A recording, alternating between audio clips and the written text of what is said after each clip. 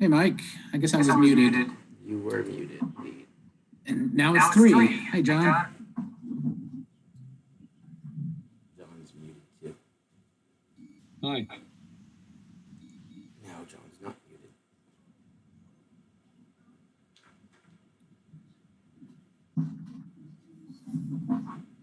It's a slow night, apparently.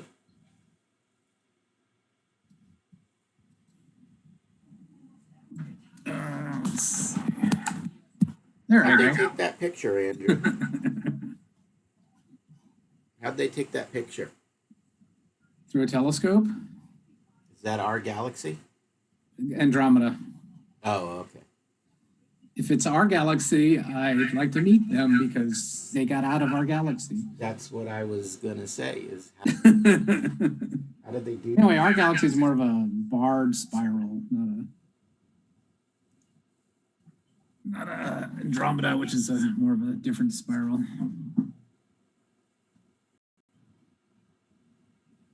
So I'm just going to go check here the website. Make sure that I'm broadcasting.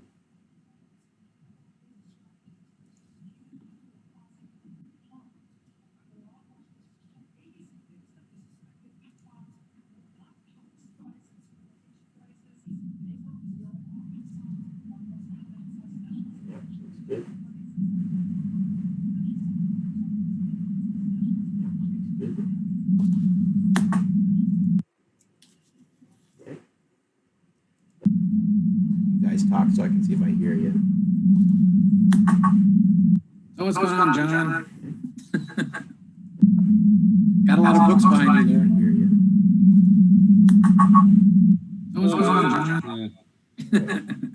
Most of those are older than half of the people in the club.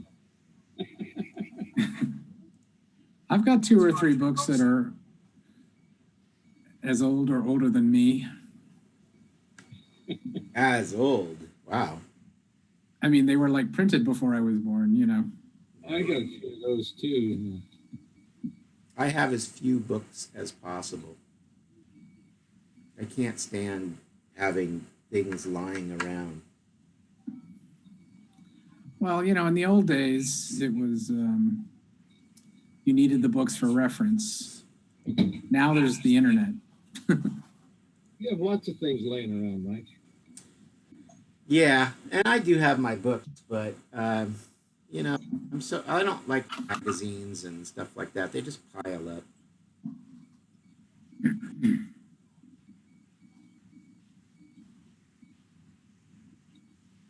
Well, we had 2 viewers on the live feed, and now we have none.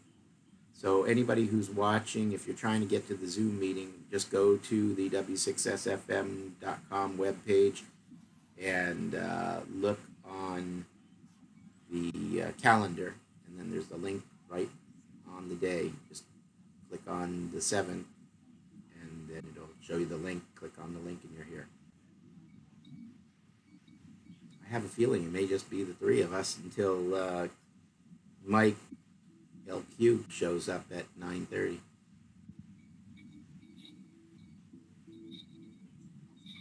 9:30? Yeah. You know how he always shows up about 5 minutes to 9. Well, I hope we're done long before 9:30. That's a pretty good guess. I thought maybe you had some inside information there. Yeah. So nobody else is waiting to get in. I almost forgot myself. My phone gave me an alert.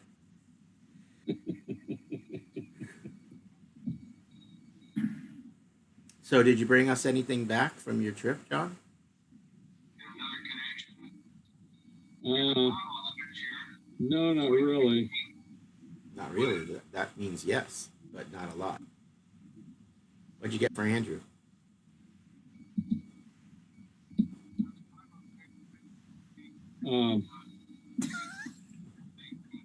Nothing. Same as I got you. Oh, well, fair is fair, I suppose. Yeah. I made about 30, no, about 70 QSOs. Oh, that's pretty good, actually. Yeah, well, I was there like 3 weeks. Still, 70 Qs in 3 weeks is still pretty good.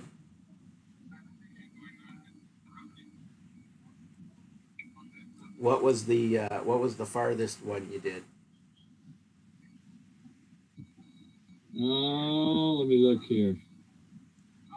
Bishop, Fair Oaks, Florida. I guess Florida was the furthest. And that one was from Colorado? Yeah. Well, it's not bad. About 100 miles from Denver.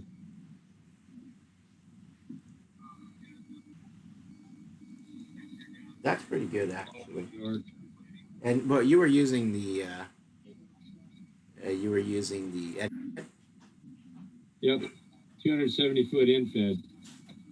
was it up 70 feet or Yeah, 60? Well, that's pretty good. That's 100 watts?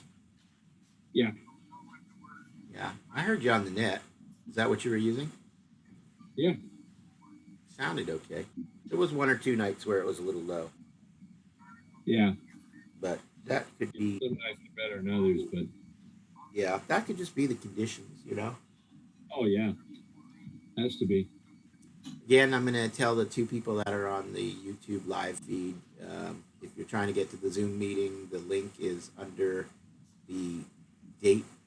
Go to W6SFM.com, scroll to the bottom of the page, look at the calendar, click on January 7th, and then there's the link right there on the calendar.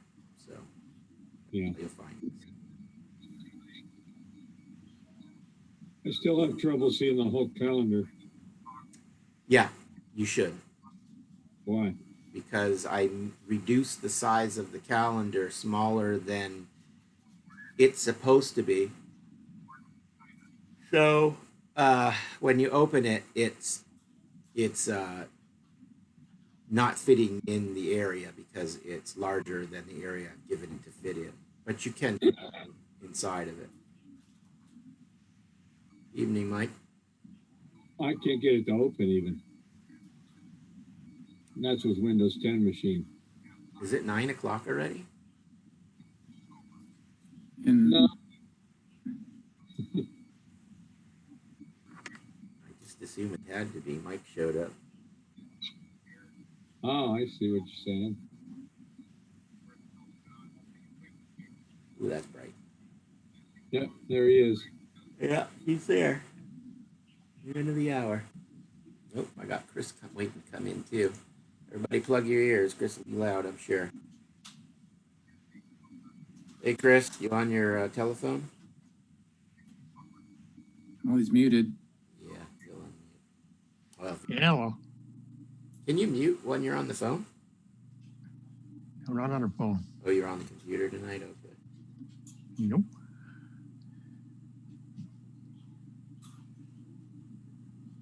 I was like super sleepy. Well, it's the 9 hours of light that are making you want to go to bed earlier. Ah, Let's see. I think it's the 9 months of doing nothing. Well, that too. Too much of this, not doing anything. it'll be like living in Alaska, where it's dark for 6 months. Right. Actually, I can see the sun. It's peeking through Mike's window shades there. He's got a halo.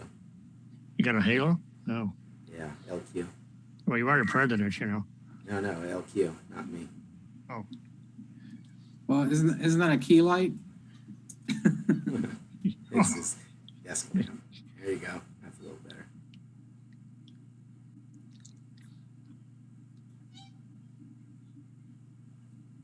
So where have you been? Give me 3 places you've stepped out of the house, Mike.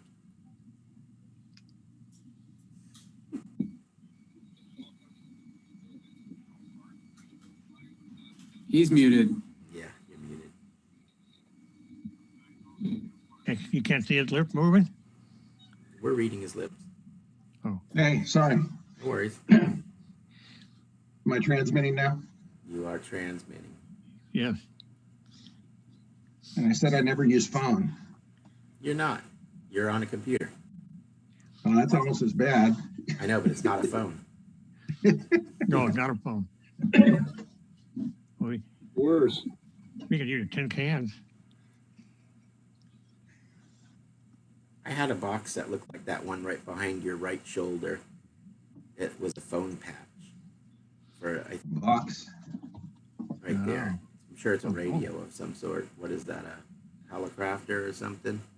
Phone patch? Oh, Heap Kit made one. Yeah, I think the. Well, we'll take a tour. Let's see. So Now this is the inside, right? Yeah, CW phone patch. Yeah. You look like you're in the shack. Shack. Yeah, In that's the the shack. globe. That's the globe sheet. HT 37.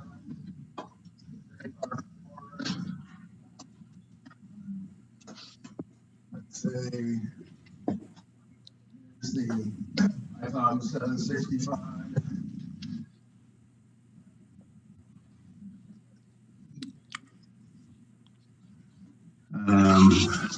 Are you in the Hold on, outside? You're in the outside shack. Yeah, Okay. there's my 1890 balance, another little portable gold balance. Mm. I had one of those when I was a kid growing up. There was one of those in the house. I wonder what happened to it. It's all my old rock climbing stuff, Yeah. road Yeah. boats, Gotcha. pitons. Let's see. There's the real live switch for ladder line.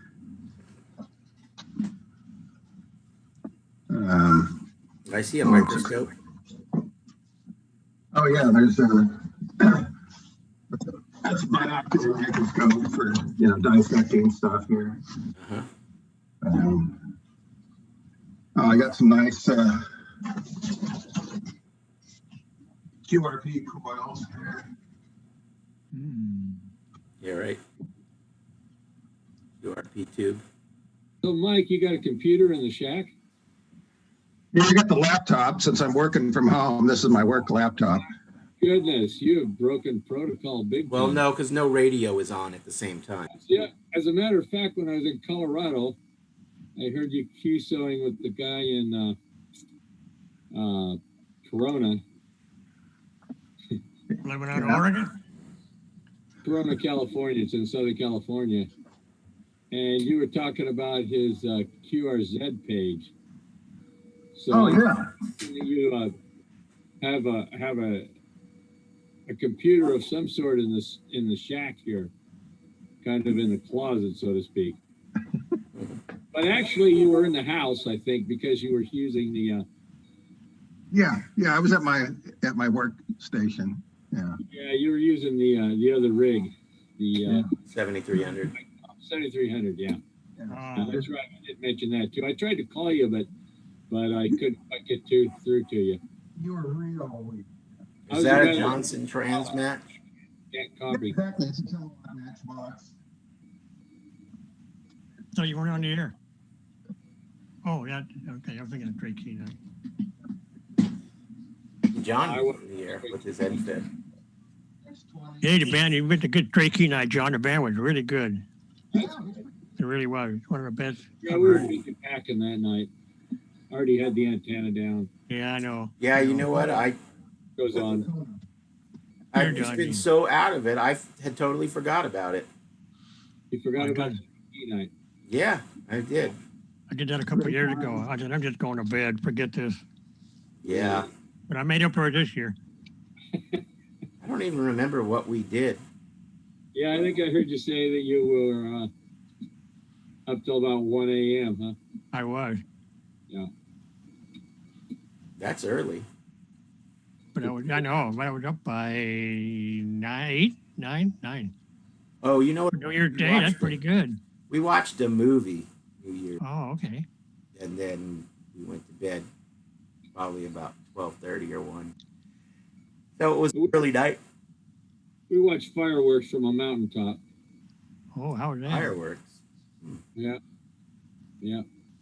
They actually, on, what's that called, Pikes Peak, Yeah. actually go up there every year, hike in there, hauling all the fireworks and shoot off fireworks on New Year's. They've been doing that since, I don't know, 1927 or something.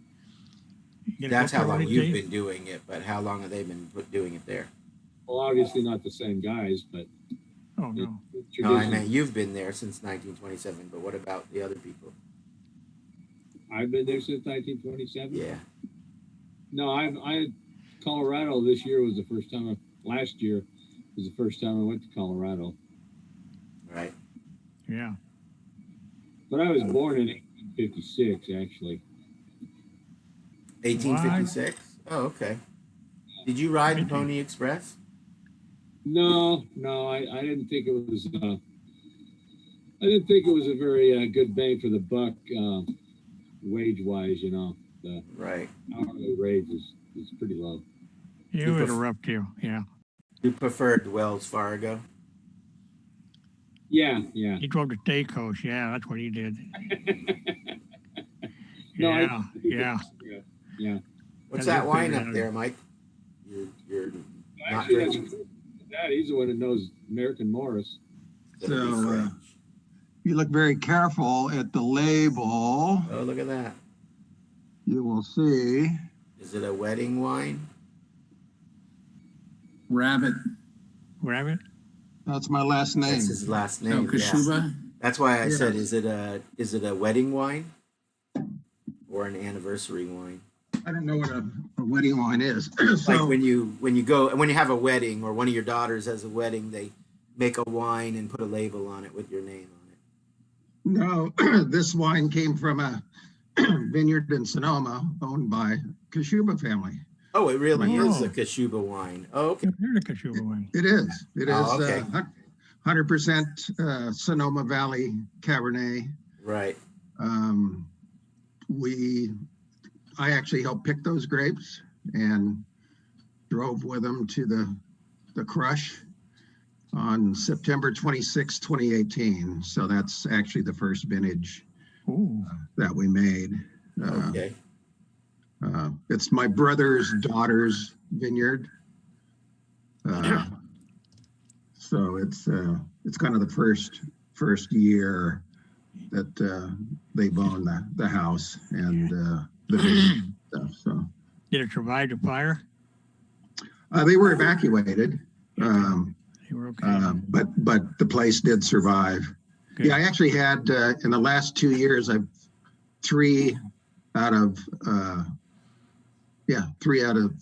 5 of the boys had to evacuate. One near Guerneville along the Russian River, Another wine country. and then Sonoma, and then in Redding. And Yeah. thank God none of them lost their houses, but one came within about 150 yards Yee. of house being burned. That was up in Redding. They've been evacuated twice. Yeah. Yeah. Anyway, it's a pretty good cab. Had 3 case. I guess they gave us each 1 case since we helped harvest them. But it's since it's a small place, it's pretty much a boutique wine and very expensive. But they went through the entire process of designing a legal label. Got all the measurements, all the right markings and everything. Mm-hmm. So it's kind of a trip seeing a legitimate Kashuba wine. Oh, yeah. And then also Kashuba is actually a place in the universe now. My older brother's pretty well published in the meteorite science, and he was awarded a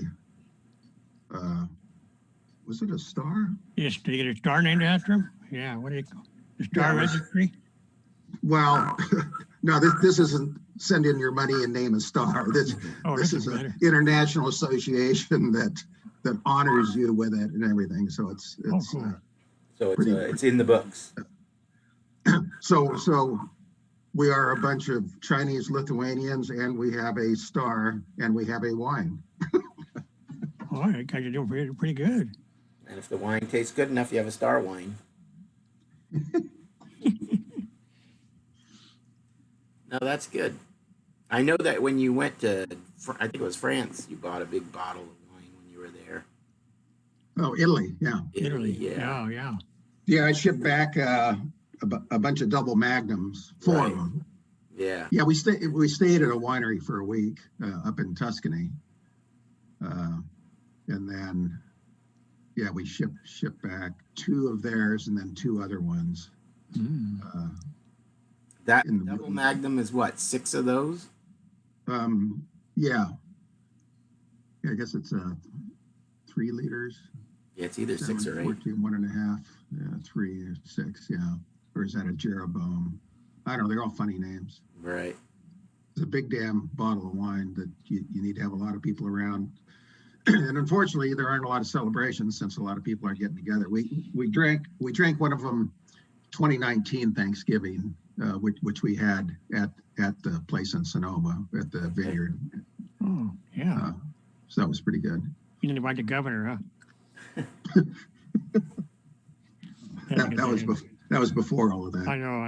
Yeah, that's true. So how do you store a magnum like that? It doesn't fit in any wine fridge. Well, so the house we live at was built it's on a 1911 topographic map, and it actually has a basement. So Oh, you have a basement. yeah, it's a stand-up basement, probably about half of the original house. So it's maybe 500 square feet. Ooh, nice.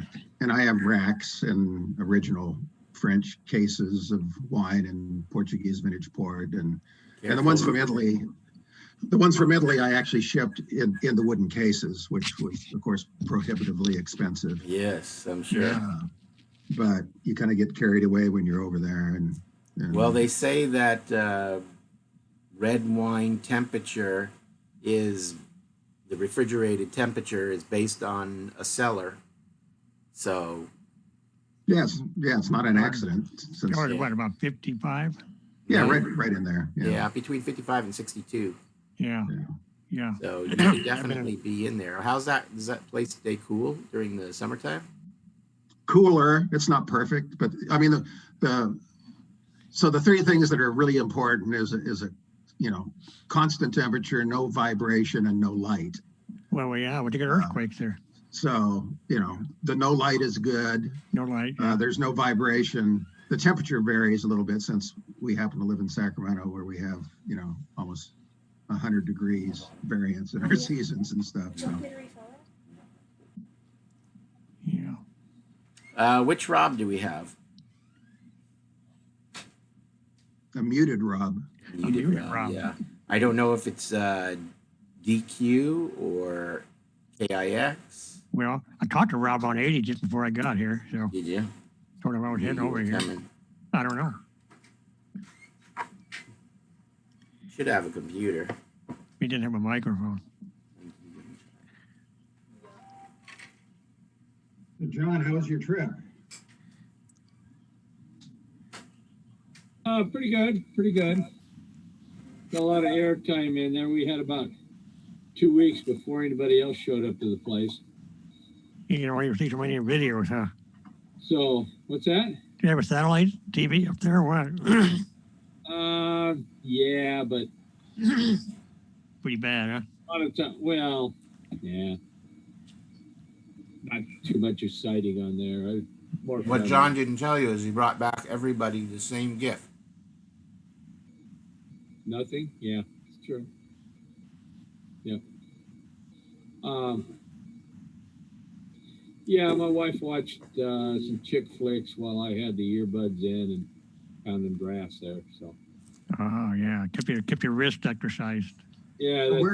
Where in Colorado were you? Divide. Divide? Divide. Oh, Colorado Divide. Yeah, the name of the place. I thought it was Woodland Park. Divide, huh? Woodland Park, about 100 miles from here. Yeah, I looked it up one day, in the daytime, it was about 20 degrees or something. And he said, he's liking that. Like 17. Like the day after we got there at night. The next morning, it wasn't snowing yet, so Bill and I went out and stretched out the wire. It was only like 20 feet high. Just tied it onto the banister of the upper deck there, and then over to a tree, and then 90 degrees. Yeah, one night you did really well here. One night you were just coming in quite well. Yeah, all in all, pretty good. Some nights weren't so good. What rig did you take? FT 450. Okay, yeah. So, yeah, talked to Bishop, Auburn, Fair Oaks, Crestview, Florida, Portland, Fair Oaks again, Fremont, Houston. Did you have an antenna tuner? Yeah, it's well, I built a Ballon that's a let's see, 7-to-1 turn ratio, so that makes it a 49-to-1 impedance. Oh. Yeah. It's just in-fed. First time I ever used an in-fed, but it worked real well. Oh. I used to have a hard time understanding how you could have an in-fed without a counterpoise. But actually, it's like I tried to tell you. you have a half wavelength wire. It's the same as a dipole, except that the You're hot impedance in. is way off. Yeah. Correct impedance. Yeah, I had a little. It's on, Rob. They're working. Can't tell. And I got it for $10 at the swap meet once, and it's just a coil and a switch and 2 capacitors. Most, Rob, you need to settle down there. What's going Yeah, on? what are you doing? Getting all excited. What? You're moving that microphone around so much. We're hearing all that banging around. Yeah, the cord is keeping it from sitting properly. It keeps falling over. Oh, it is So, KIX. Okay. I wasn't sure which Rob it was. it's me. I just don't have a camera for this thing. You're taking after me, see? I don't have one either. Oh, no, you got one, Chris. We're looking at you. That's what Katie said. She was thought she saw me on. I said, I don't know how. There's no camera in there. I see it right there. oh, Listen, it's you. Mm-hmm. What am I doing now? 3 fingers. 3 fingers? Put that finger down. Which one? That one? Yeah. All right. What am I'm touching something. What am I touching? Your nose. Nope. Bed. So, Chris, why don't you tell us, if you have the information, what our online check-ins were for this? Let's see. We had 38 check-ins last month on the air, and we had 15 online. And what's our And we had 5 nets. 5 nets? What's our viewership, you know? It's 15. 15 online viewers. Okay. That's pretty good. Yeah, not bad, considering John wasn't around. I think we can count 4 out because it's probably Kevin making sure he can hear us. I think he tends to bring up the online. But I told him, I said, you know what? That's what it's for. You can't hear and you need a little extra help, then open up the live feed. Right. Listen to the net. And Yeah. type into the live chat if he's on YouTube. You can't really chat on our website. If you go to the YouTube link, it'll in under the W6SFM channel. Then you can hear. Once you zoom it. So, but we still have one person watching on the YouTube feed, which is good. Okay. What you say? Don't tell them where all your gold is, Mike. Yeah, I started out watching and then realized I had to go to get the Zoom address. Right. Yeah, that's why I mentioned it. I figured. Yeah, so I was talking to a YouTube thing for 20 minutes first. Oh, were you talking to the video? Not kidding, but Oh, And you admitted it. That's I haven't good. done that yet. But That's all right. That's what this whole pandemic will do to people. It make you go do things you never done before. I talk to my television all the time, especially Oh, do you? watch the news. Well, they're supposed to be able to understand you now. They say these new TVs. So, as you know, it's time to renew your membership, and I think most of you have. I don't really have them in front of me, but I counted it up yesterday, and I think I had something like 25 or 30 people who registered without being hounded so far. So, Oh, good. Well, I'll bring you one Saturday. I believe that we have. Let me see. I might be able to tell you. I believe that we have 70 plus members right now. Let's see. Currently, we have 2, 4, 6, 1, 2, 3, 4, 5, 6, 7, 8, 9, 71. We have 71 members. So by the end of this month, let's hope that those 71 members are still 71 members. I believe we have about 3 or 4 members who have joined in the last 2 or 3 months of the year here, so they are automatically registered for 2021. But those who have regular membership that didn't just register at the end of the year, we're waiting on membership dues from those people.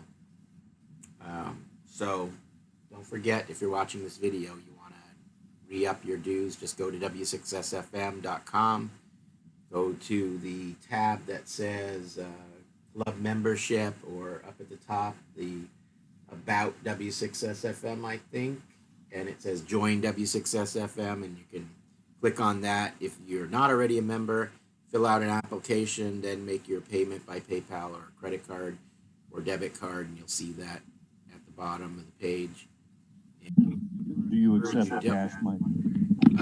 Well, you risk it coming in the mail, but you can. Or you can just drop by, and drop it off. But Can I send it to your address?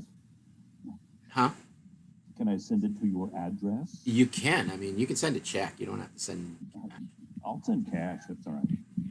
All right. That's the post office. You worked for the post office, so you know better than anybody. It'd be a watered up $20. You're right. So what I was going to say is, if you're already a member and you're renewing your membership, you do not need to fill out a membership application again, unless something has changed. If you change your email address, you change your phone number, your mailing address, anything like that. If you change information. Oh, I got to rechange it because I did change my email, didn't I? No, I do have the SFM account, huh? If you're getting email, it means that Yeah, not fill gonna- out that it's the right email address. I know you changed it to a Gmail, I think. Yeah, I did. Yeah, I think we updated that already. You did. You were on the server and you Gmail. I did. If you can make another one or two, yeah. Nice to see you're on vacation, Mike. That's nice. Say that again, Rob. It's nice to see you're on vacation. You're set up on the beach. Oh yeah, I'm in Hawaii. I'm on my 14-day quarantine. You know, I think this is Rob first time out in Zoom. I don't think he's ever So, out this meeting before. So did you have to quarantine for a while? Or? Yeah, but I'm here on the beach quarantine. He's on the beach quarantine, yeah. Andrew, are you still live? Oh, you are. You're moving. Okay. Yes. I was wondering if you fell asleep with your eyes open. Now I got the other screen below, Oh, I see. and I'm surfing. So here, if you didn't already see the ARRL news, they're talking about reducing the $50 renew 35 now. to $35 now. Starts on June something. Yeah. So Is it still 10 years? is it 10 or is it 5? It's still 10. It is still 10. Okay. So there you go. And the other thing is now, they want you to send in an email address now to the FCC. That'll become law by June something, I guess. One more time. Say that. The FCC requires you to send them an email, Hmm. a working email. You know, I thought they put that money thing to bed back in the 70s when they had to refund all the test fees and everything. I remember that. I got $9 back. Yeah, because the FCC is by law not supposed to be making, being a money maker. Well, rules changed. Oh, but that's changed. Oops. That government is supposed to make money now because everything is a bad deal. This nonprofit thing, Right, unless you're Russian. Yeah, this whole nonprofit government thing, it just wasn't working out. They weren't making enough money. Right. Well, For the that's post office. yeah, that's why they took $8 billion a year from the post office, because it was the only one that was making money. We're not making money now. No, of course not. They took Well, $8 yeah, billion a year off No. their budget. And then they That's also right. said they had to fund their pension for 100 years. Listen, as somebody who ships through the postal service on a daily basis, I You. ship everything priority mail. Right. And I can tell you that, first off, from November 1st to December 24th, they raised all priority mail packages 40 cents. Well, that's a good deal. Yeah, everything went up 40 cents. Right to, DeJoy and tell them how wonderful that was. So they made just a, hate to say it, but they made a shit ton of money on that 40 cents per package. Yeah, but And I they're 4 believe years that- behind in their payments. No, I know. But here's the thing. I believe, and I can't prove it, of course, I think that they stopped flying priority mail and they only used the planes to deliver the overnight express that they had to guarantee. Well, I can tell you what I witnessed is that once they loaded up the truck with the priority mail, if there was room, they put the regular mail on it and it went at the same time. Sure. Oh, that's So, why I get there. But here's the thing. I used to get priority mail anywhere in the Right. country 2 to 3 days. Right. But right now, since probably about second week of December, or maybe even the Right. first, it's taking me an average of 20 days to get a package anywhere in the country. Oh yeah. Well, Yeah. Christmas. I have a customer who's been waiting now 15 days Yep. in Los Angeles to receive his analyzer. Really. So, yeah, This is so media mail. no, I sent it priority 2-day mail. I know. That's what I'm And saying. it's stuck in a Los Angeles hub somewhere, untracking, not tracking right now, Right. just waiting to be sent to one other distribution center so that they can deliver it to his house. But it's Right. literally been 15 days of no tracking. I had a gal order something on December 9th and it delivered to her on January 4th. Mm. So this post office, I think they're taking advantage of the fact that the media told everybody that Trump was trying to slow down the mail, and they just Well, and he Just- succeeded. pocket all the money we'd use for air and do everything by trucks and let it take as long as it takes. Yep. They just don't care about that. It's not a priority. And according to my postman that comes every day, the mail carrier, he told me that nothing has changed except they stopped authorizing overtime for Yes. carriers. See, Otherwise, it's all the same. Nothing's really changed. So there's We'll see that the Causing this. problem there, Mike, is that the supervisors and the people in charge get bonuses for running the plants at a reduced cost. Like if they need 100 technicians and they only pay for 75, well, they get a bonus because that way they said they're saving the post office money. But what they have to do is they end up having to pay overtime, and people have to work, 60 hours a week. And then during the Christmas, you haven't got a choice. You gotta work the overtime. So there is just that they're not running their plants efficiently.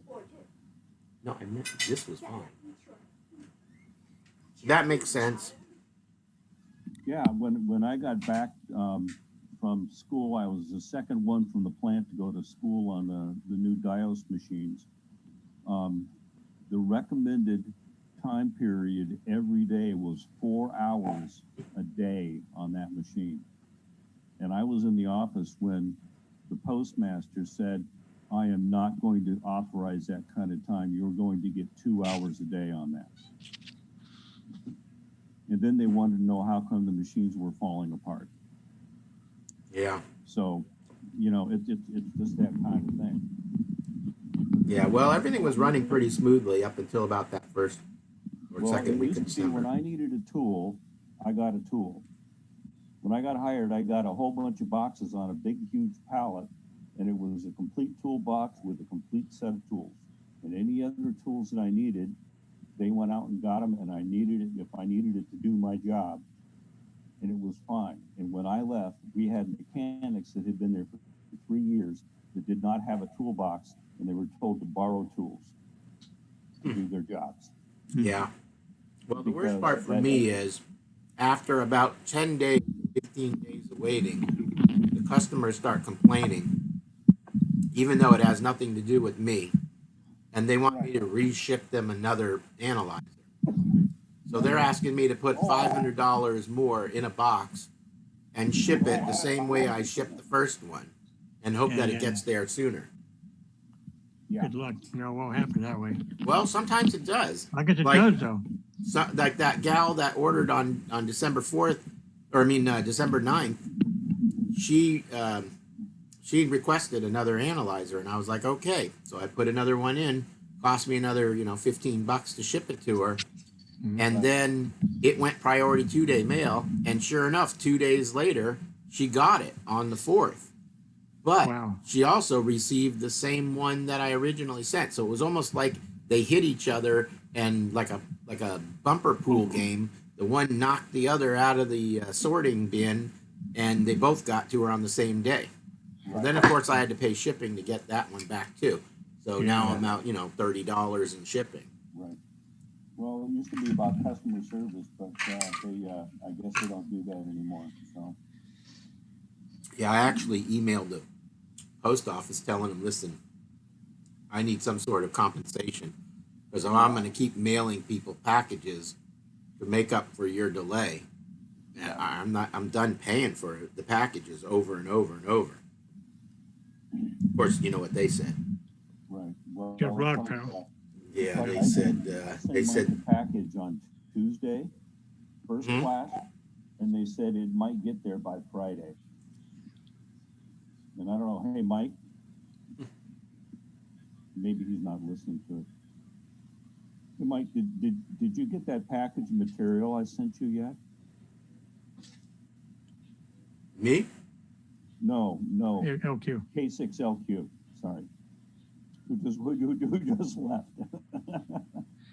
He went to go get the package. Anyway, I sent Mike a bunch of material to make paddles for his key, and I was kind of surprised because Oh, right. Yeah, I told him to call you about, right, and I sent him a package, and I mailed it first class, and then they told me it was going to take, and maybe it'll get there by Friday. yeah. Yeah, I haven't got it yet. Yeah. No? So, if you don't get it tomorrow, they told me it'll take until Friday from Davis, first class. And that should be either overnight or a 2-day delivery. That was the standard.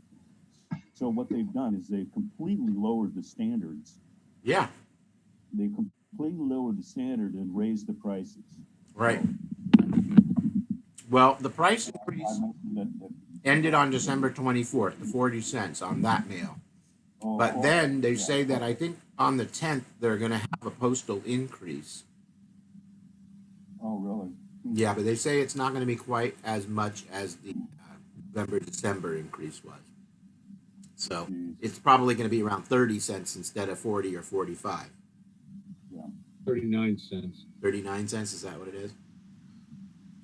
So Rob, how do you cut that material anyway? I used a scroll saw, or you can use a jigsaw or a scroll saw to cut it. It's just like a textured A fiber. plastic material. and I used a jigsaw, and it's actually fairly soft material, Mike. Yeah. And I was gonna say you could even file it into shape. yeah, well, you could actually use a Dremel tool with a ball cutter on it, Yeah. and just trace it out. And just remember the two holes that are in the thumb piece are two different sizes, Right. Yeah. and they're both capped. So yeah. So, but the ones that I made here, I made some for a friend of mine that is a McElroy collector, and he said he couldn't tell the ones that I made from the original ones that were on his Macs. No, that's And correct. I have a couple of hyperplexes here that I have a hard time remembering which one I actually put a thumb piece on. Yeah, I think I made a SpeedX paddle with one of those. Oh, and I think I gave you some of that material. Yeah, didn't you I? did. You Yeah, did. I think I made it into a SpeedX paddle. And it really looks like the same stuff. You can't tell. Yeah. Yeah, I got a McElroy that needs one, and two Vibraplexes. Okay. Now, is your Mac does it have the triangular paddle on it? Let's see. Well, since it's not an original one. I think the McElroys were Well, plastic. I think this is for like the P500 or whatever the Yeah, anything the over later a model. 400, anything over a 600 series, I think it's all plastic. Yeah, well, it was, That's post I think 1940. the I one think that Mike, made yours is was- what, 1938? So I got a P500, and then I have the one that looks like the iron, the Super Stream key, Oh, right, okay. and that's the one that needs it. And that one has a real hack job on it right now. Does it have? Oh, well, did the original have the countersunk screws in the thumb piece? I suspect it does. I think all McElroys do, at least all the ones I've seen. Okay. Well, I'll have to send you a picture. I've got my my template for that one here, and I actually asked the guy for the original screws so I can get the countersunk portion correct and everything. But when he got it back, he said he couldn't really tell which ones I'd made and which one he had sent. But I had kept my template, and as soon as I get my scroll saw dug out from all the furniture and everything that's stored out, in the garage, I'm doing a big remodel downstairs, so Okay. everything's out in the garage, and I can't get to anything right now. Oh yeah. Then I also have an EL key paddle that needs both finger pieces. Okay. Yeah, that's this thing here. Okay. Oh yeah. Okay. That's the L keys, right? Yeah, this is a black base one. Yeah, it's in pretty good shape with the exception of the the finger pieces. All right. Well, I sent you two pieces, so that's good for probably about 10 of those paddles. But if you need some more, I have more material left. So I need two for this, 3, 4. Yeah, I should be fine. Maybe I have to stop throwing my paddles when I make a mistake.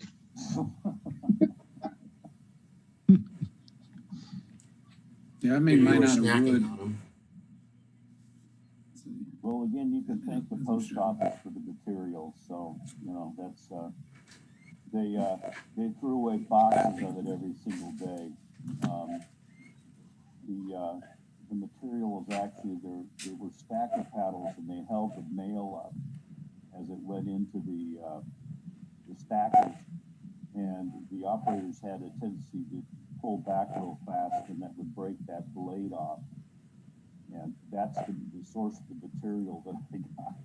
They were throwing it away anyway. I asked permission and I took it. So, but it's very, very, very close to what I don't even think you can get that original material again. I've never seen a source for it. So I'll let you know when I get it, and then I'll let you know what happens too.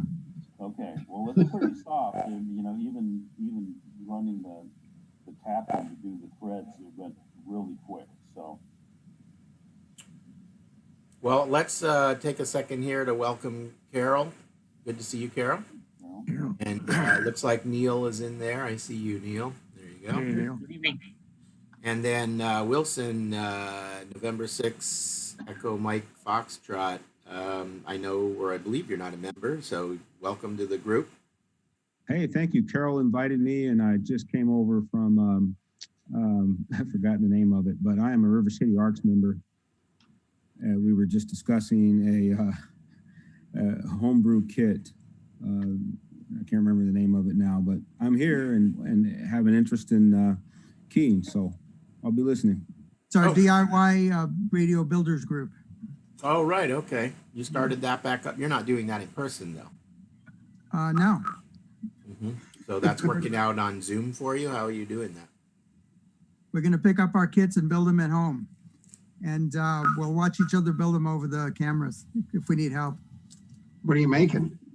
We're making the Tuna Tin S CW transmitter.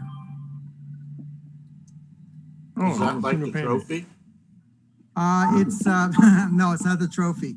It's actually a synthesized single band transmitter for under $25. It was featured in December QST. Single side what? It's a single band Oh, CW transmitter, oh, it is CW. Okay. QRP. That's right. It's synthesized, which means, Oh, yeah, you it's, can put that on a trophy. Get a real nice transmitter on it. yeah. Yeah. So it's a packaged kit?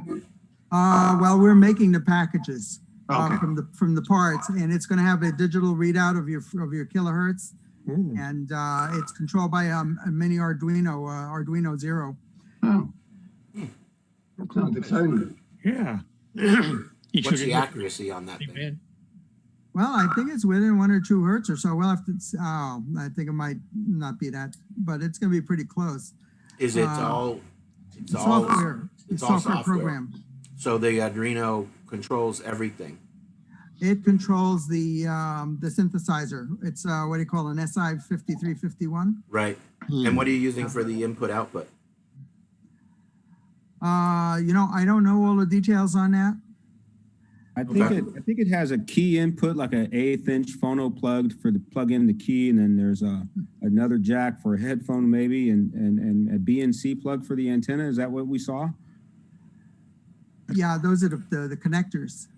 Was that your question, Mike? The connectors? Yeah, that was pretty much. I suppose there's some sort of I/O board that you have to construct. Yeah, but if you let too many things run across the display, you might have frequency drift. Too many. I put a Many link to things the for that article little in thing to the do. chat for everybody. Well, it sounds like a fun project. I hope you guys have a good time with that. Yeah. Yeah, I hope we all Overall show up cost. on the net with them. What's your overall Yeah. cost on this one? I haven't heard the bogus trophy on the net lately. Yeah, John. Yeah, John did. John recapped it at our last in-person meeting, I believe. You did? Yeah. Yeah. Did I you get it to believe go up? so. Did he? It didn't quite get to 39, 35, 45, but about 10 kilohertz low. Right on NCN, the net I check in with. Oh, yeah, the trophy. Yeah. Yeah, the trophy, yeah. No, John was out there with it. He was just on the 11-meter band, thinking he was on 40. Oh, wait a minute. Wait a minute. Wait Well, I'm a not minute. saying you purposely were on the 11-meter band. I'm just saying that's how accurate that thing transmits. Going to the meeting that night? No, What? we're talking about the actual trophy itself, the transmitter and the trophy. I brought it to the meeting. Yeah, you did. Last in-person meeting I was at anyway. No, you brought the key. Right. What are you talking No, about? we're talking about the trophy itself with the transmitter inside. Oh, yeah. Okay. Remember that thing? Yeah. Now I got to improve it again, I guess. Yeah, well, you got to get on the air with it first. Yeah. Been 3 years now. Almost That's 4. why I was saying you were transmitting on 11 meters, thinking you were on 80. I've never been on 11 meters. Not Me neither. purposely, I'm perfect. but now we have evidence. Well, anyways, I want to express appreciation for letting me in, guys, and I'll Sure. stick around and listen for at least a few minutes. Oh no, if you don't join in, we'll have nothing to talk about. Yeah. Don't worry. This is an open meeting. You don't have to be a member to No, anybody can come in. listen in. Yeah, it's part of the hazing. You have to listen. Yeah, All right. yeah. That's the hazing part. Talking is the easy stuff. Never too late to learn to listen. That's right. That's what we Oh do. man, is that what they were trying to tell me? Let's find out what's going on with Neil.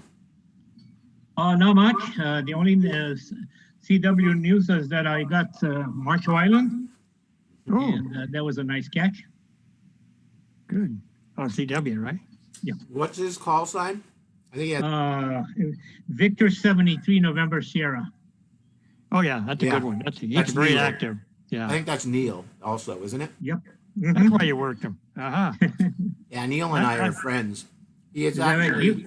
I heard him on 30 meters here. Oh, what, a month ago or so? Maybe Yeah, not even usually sticks around 17, 30, and sometimes 20. Yeah, I cheated. He was calling CQ at about 40 words a minute. So I listened to him repeatedly calling CQ for about 30 times. Then I got everything. Then I got the courage to go in at my 12 to 15, and he slowed down and we did the Q. So that was nice. Yeah, don't worry about that. Neil's a good guy, and he'll talk. that. He'll do it. The one thing about Neil is he doesn't consider himself like a DX station if you try to have a QSO with them.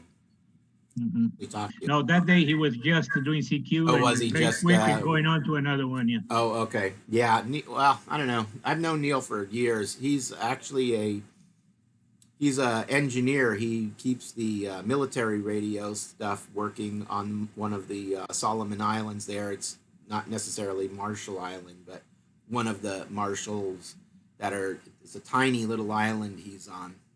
Mhm. And there's 3 or 4 transmitters. And he's been on that island for years taking care of those things.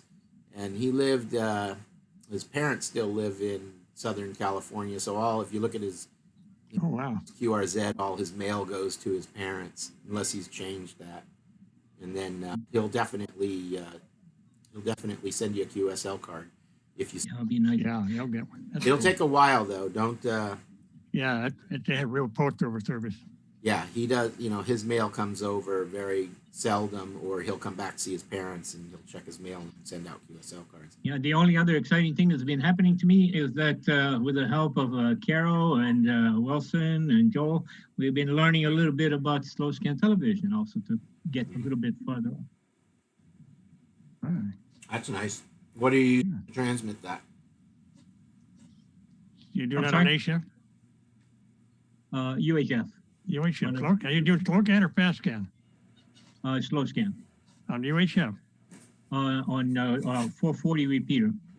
Oh, that's why it's slow scan. You couldn't do fast scan on. Well, there used to be a fast scan repeater up on 440 something, and it went up on 1296 on the other end. So You need to That's talk to been Carol gone. about that. yeah, If you go to keep on 6 the meter, hour. does that mean you have to do medium scan? I don't know about medium scan, but they did fast scan, and what happened was one of the guys started doing porno movies, and they got busted. There's always one. Or they I shut don't it have down. time for slow scan. I can't. Yeah. I don't have patience. That was fast scan with that, but slow scan, I don't make you do that kind of thing with it. Hmm. That sounds I like wonder fun, what pornography for blind people looks like. though. I don't want to tell you. I won't go there. Come on Thank now. you. It is a family show. But anyway, there was fast scan TV, and that was pretty big back in the 70s and 80s.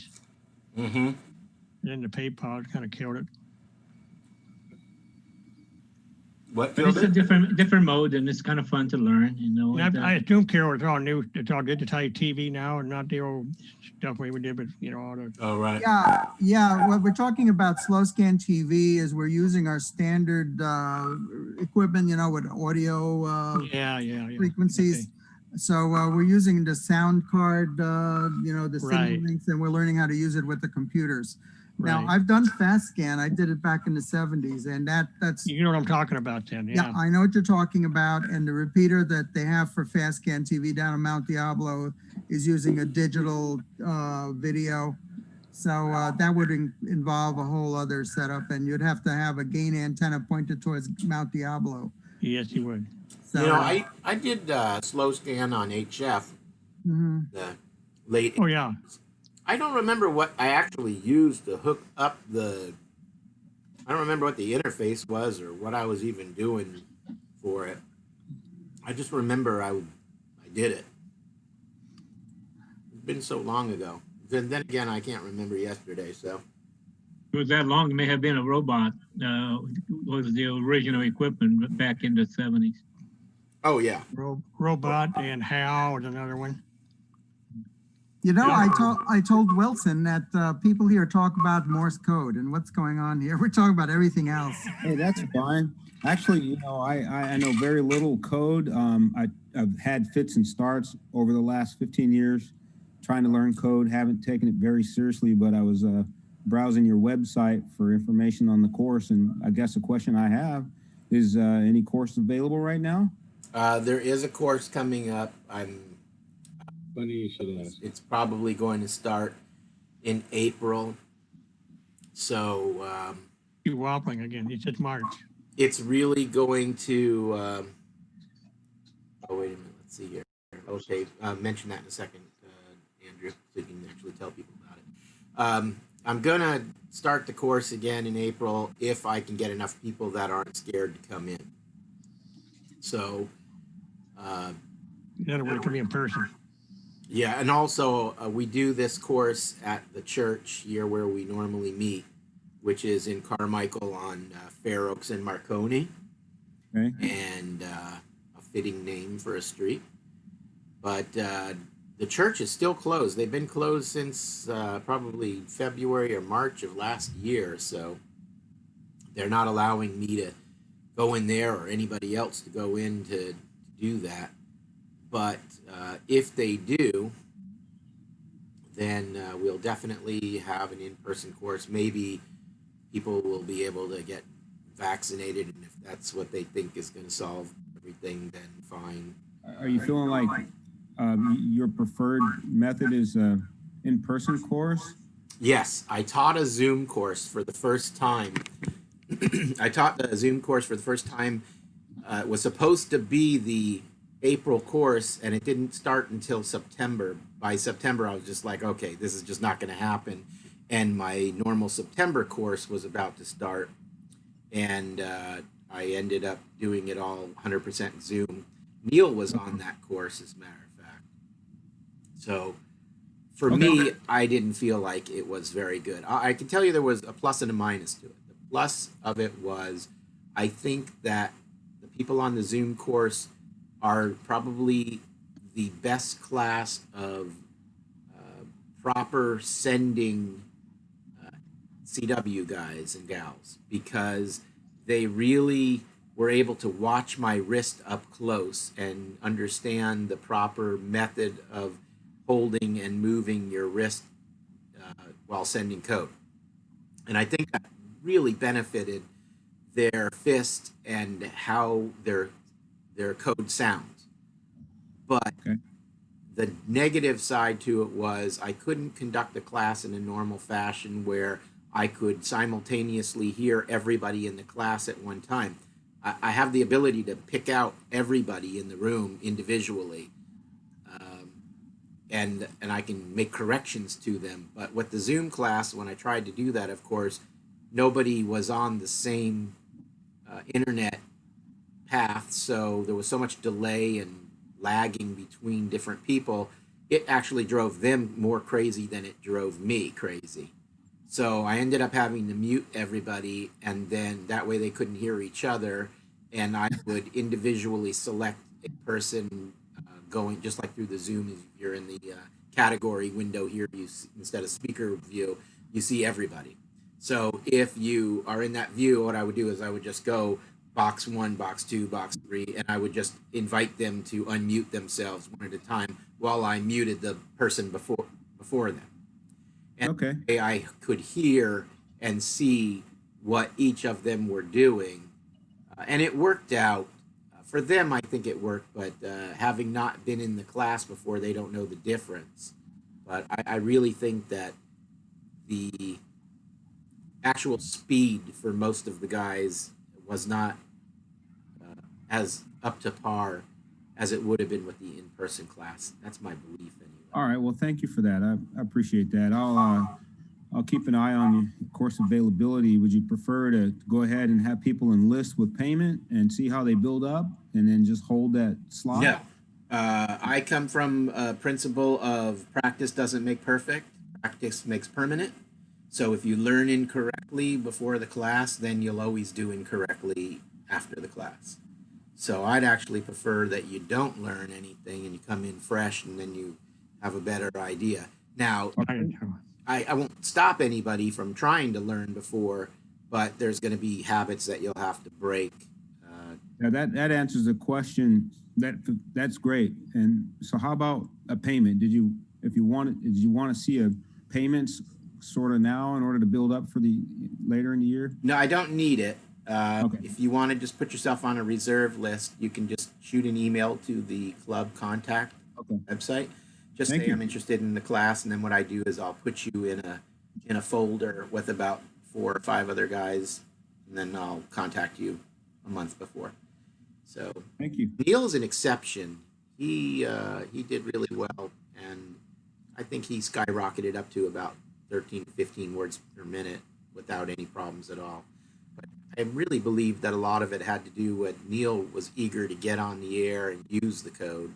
That's it, I think. Use it. Yeah, he practiced the code and he used it every day during the assignments. The real reason is that when I got my license in the 70s, I had to go to the FCC office and pass the 13 words a minute for my advanced, but I stopped.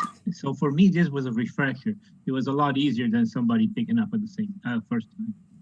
Yeah, and what I tell everybody that says to me, I hit that 13 word per minute ceiling, because that used to be the old saying, there was that 13 word per minute ceiling and you hit it and you just couldn't get past it. And the reason for that is because when you shoot for 13 words per minute, you end up at about 10 to 12, because you're always going to be able to send faster than you can receive. So what ends up happening is you get your sending speed up to 13 words a minute, but your copy never passes 10 or 12, and you wonder why you're hitting a ceiling. It's because you've never trained yourself to be able to send faster than 13 words a minute. And once you do, then just inherently your brain will follow that linear path with it. So you really have to be at about 17 words per minute or 18 words per minute sending in order to copy that 13 words per minute without difficulty. So, or if you're listening to John, if you're trying to use that with John, then you got to be able to copy at least 25. All right. Well, so yeah, thanks for helping me understand the student program a little bit. Yeah, no worries. Just send an email and I'll put you on the list. I will probably simultaneously offer a Zoom class along with the in-person class. However, what will most likely happen is I will maybe have an earpiece for the Zoom meeting. My concentration will be placed on the in-person class, and then I'll be able to hear when there are questions coming from the online. So it won't be that I'm focusing my teaching towards the online class, but towards the in-person people, and those who are online will benefit from the class that they're getting. And I know I have at least 1 or 2 students who are already only Zoom because they're not in the state. So they really don't have a choice.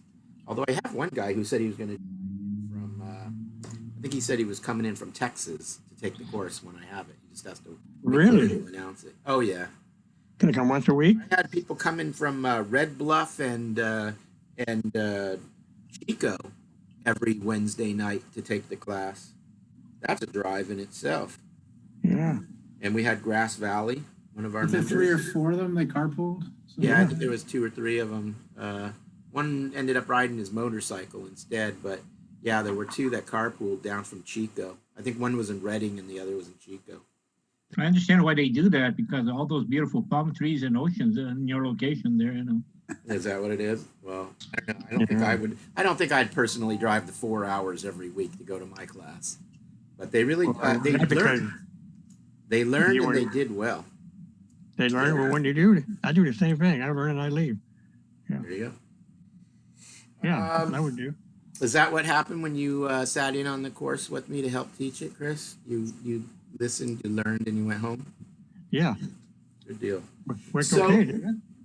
So there's a new product in town. I wanted to Oh, hey, do a little show and tell for it. Oh, this will be funny. Okay, here we go. Actually worked. let's see. So there's the box that it comes in.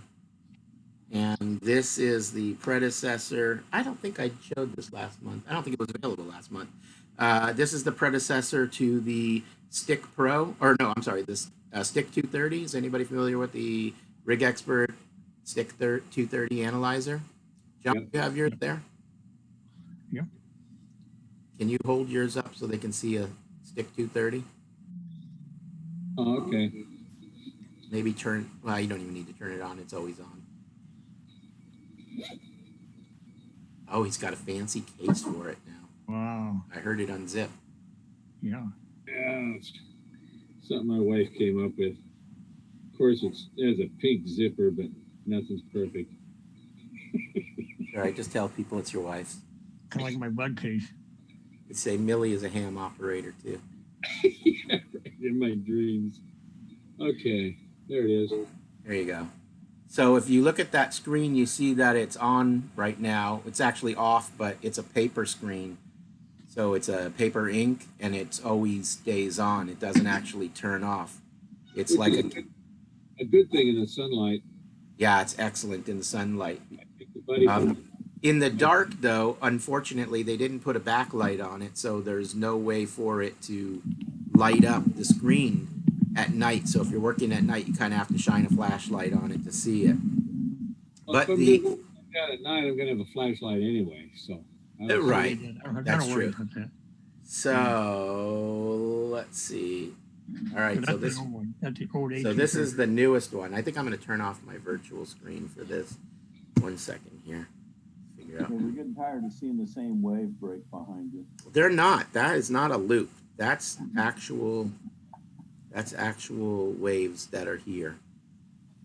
All right. There we go. So, this is the newest model called the Stick Pro. Let me turn on the light here. 1 sec. Hopefully that'll help. There we go. All right. So the Stick Pro, you notice it doesn't have that. It doesn't have that screen. Let me pull this little protector off and see if it stops glowing as much. This one here is good from 10 kilohertz up to 600 megahertz, as opposed to the Stick 230, which is good to 230 megahertz. This one here has a color screen on it. It's going to be hard to see. Color screen. You say 10 hertz? 10 kilohertz. 10 kilohertz. I mean, what was the other one? What was the low end on the other one? The old one? 100? No, they're all You're all 10? they're all 10 kilohertz. Oh, okay. There's one that goes down to 60. Or no, I'm sorry. You know what? It is 100 kilohertz. 100 kilohertz to 600 megahertz. There's one model that goes down to 60 kilohertz. So these are 100 kilohertz, not 10. Oh, that's So fine for us. You don't Yeah. need a flashlight to read that one at night. Yeah, so this one you'll have no problem reading at night because you can see it has a color screen that lights up. It's a full LCD screen. Now, granted, it's small. It's still about 1 inch square, but I found that it's actually not that hard to read. Let me see. I'm going to measure it real quick. It is 1.5 by 1 1/4. Wow. So it sounds small, but because it's lit up so nicely, it's very easy to read. Camera doesn't do it justice. So on the screen here, of course, it's probably backwards for you. What No, it it's says- okay. It's fine. Yeah, so what you see there is the battery indicator in the middle on the top is telling you that it has Bluetooth connection. And then it says multi, single, free, and hand. And that's page 1. I'm going to move to page 2. Page 2 says, what does page 2 say? Bound for boundary. TDR actually has a time domain reflectometer on it. And it has resistance and reactance reading, RX, R and X it says. And then it has RL loss, which is a return loss. So if you want to read SWR in decibel of loss, then you get RL loss. All right. And then the third screen, believe it or not, there's 3 menus in here. You have a Stub Tune matcher up in the top there. And the next one is the Coax length and velocity factor. And below that, you have Coax impedance. It's the one that's right here, Coax impedance. And then Coax loss. So you can measure Coax loss as well. So you've got the ability to check all of those things with this tiny little antenna analyzer. I'm trying to think of what I could compare to, and I guess something that most of us all know what the size is. So there's your standard Vibraplex key. So it's about the same height as a Vibraplex key, and clearly it's half the size of a Vibraplex original base. So it's a really small handheld device. So in the single mode, you just put in a single frequency and it measures the SWR at that frequency. And then, of course, you go in and you can enter the menu, and inside the menu, you can set the frequency. Pretty much that's it. You're in there to set the frequency. So you click the enter button, and then there's the frequency. And you literally dial in the frequency, and then it goes back to measuring the frequency that you've just dialed in. And you can change within 1 kilohertz steps. So that's the single mode. And then the multi-mode, I should probably, oh, by the way, this is a cap for waterproofing. And then there's a bottom cap that covers the USB-C connector. And that's for waterproofing as well. Both of those caps come off.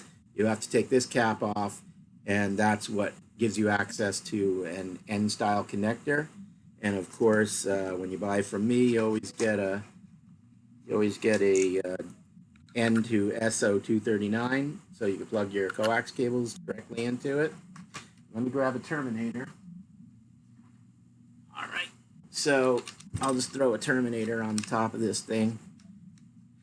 And then what happens is if you go into the multi-mode, and they've even put the little accent mark on the word multi, you see it there in the upper corner, right over here.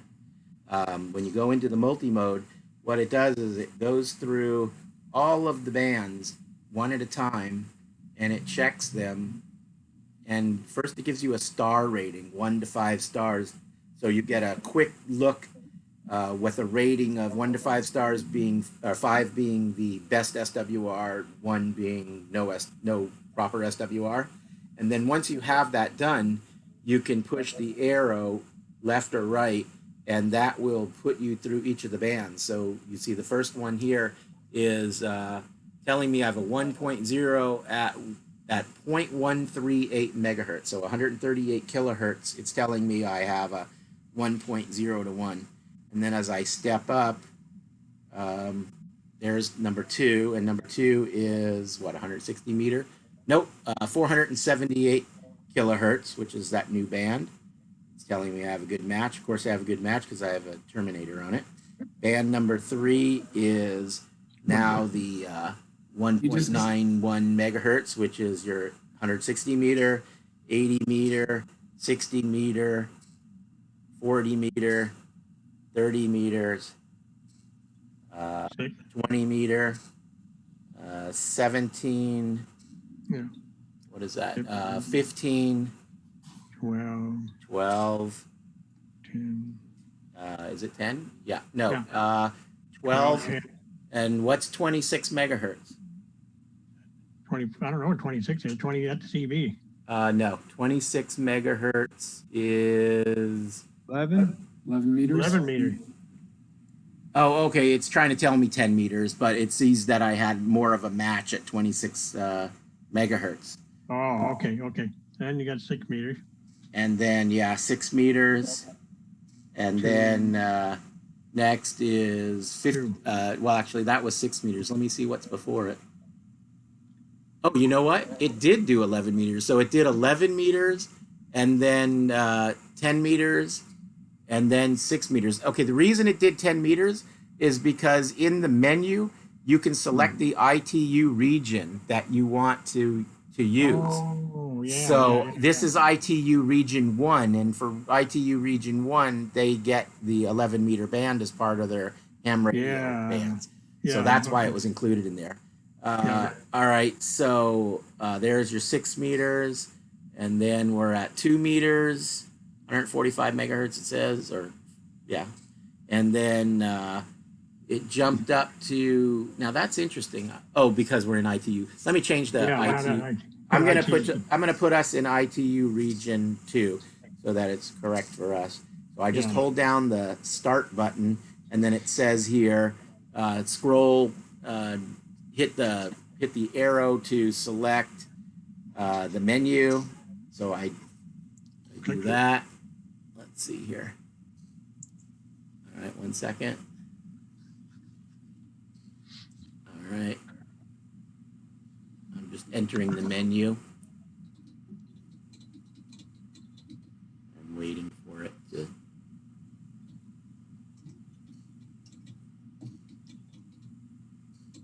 Okay, so it says push the triangle for adjusting user menus. So I'll do that. First one is, do you want to turn on or off the Bluetooth? In this case, I have it on. Next one is the palette. So in this case, I have a lime color. I don't know if you can see that on your screen, if it's very obvious, but I can easily change it here by telling it I want dark yellow, and it changed to yellow. You can even tell. And this one here is a light blue with a white background. Obviously, that'd be great for vision impaired because you get, Chris, can you see that? Yeah, looks real nice. See, so it's good for Light vision blue. impaired. And then the next one is a white palette with red on top, which I like that one. barely see that with this, all the glare, but yeah, it's be too difficult.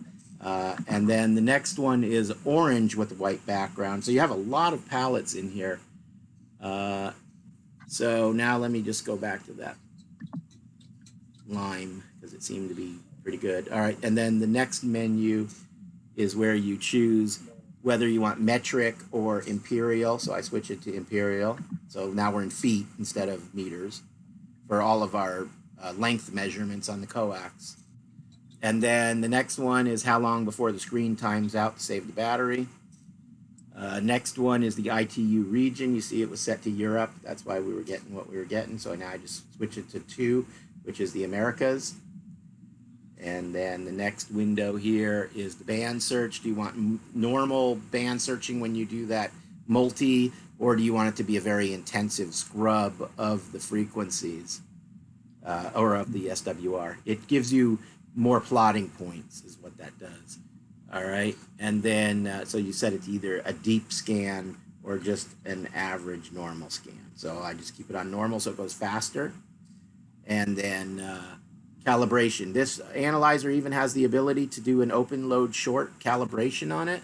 So if you want to make measurements at a feed point without having to include the coax, you can do all your measurements excluding coax by calibrating a 50 ohm load at the end of a coax. Very helpful.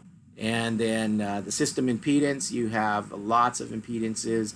So you can go down and go all the way to 15.5. Are you leaving, Carol?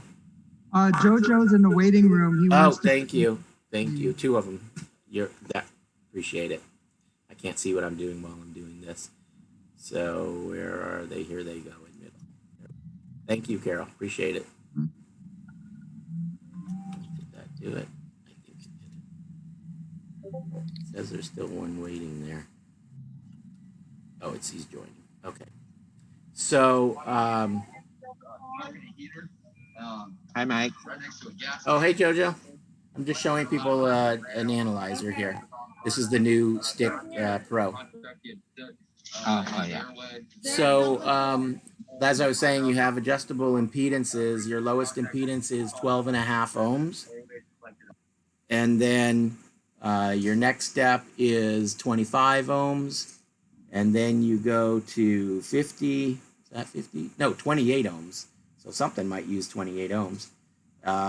Then you have your 37 ohms, 50 ohms, 75 ohms, 100, 150, 200, 300, 450, 600. So you get all of those native impedances with the analyzer. So you can actually measure ladder line at 600 ohm impedance. And it will normalize it to a 1-to-1 SWR when you have a 600 ohms. All right, so I'm just going to set it back to 50 so we don't have any problems. And then the next window is asking me to set the velocity factor of the coax that I'm going to hook up to the analyzer. In this case, it would be RG213. So it would be 0.66 for a velocity factor. And the reason that you need a velocity factor is because you want to make sure that all of your cables are being measured according to their proper velocity factor for length of measurement and time domain reflectometer anomalies that you're looking for. All right, and then the next one's just factory reset and then clear charts, because this analyzer has the ability to make, I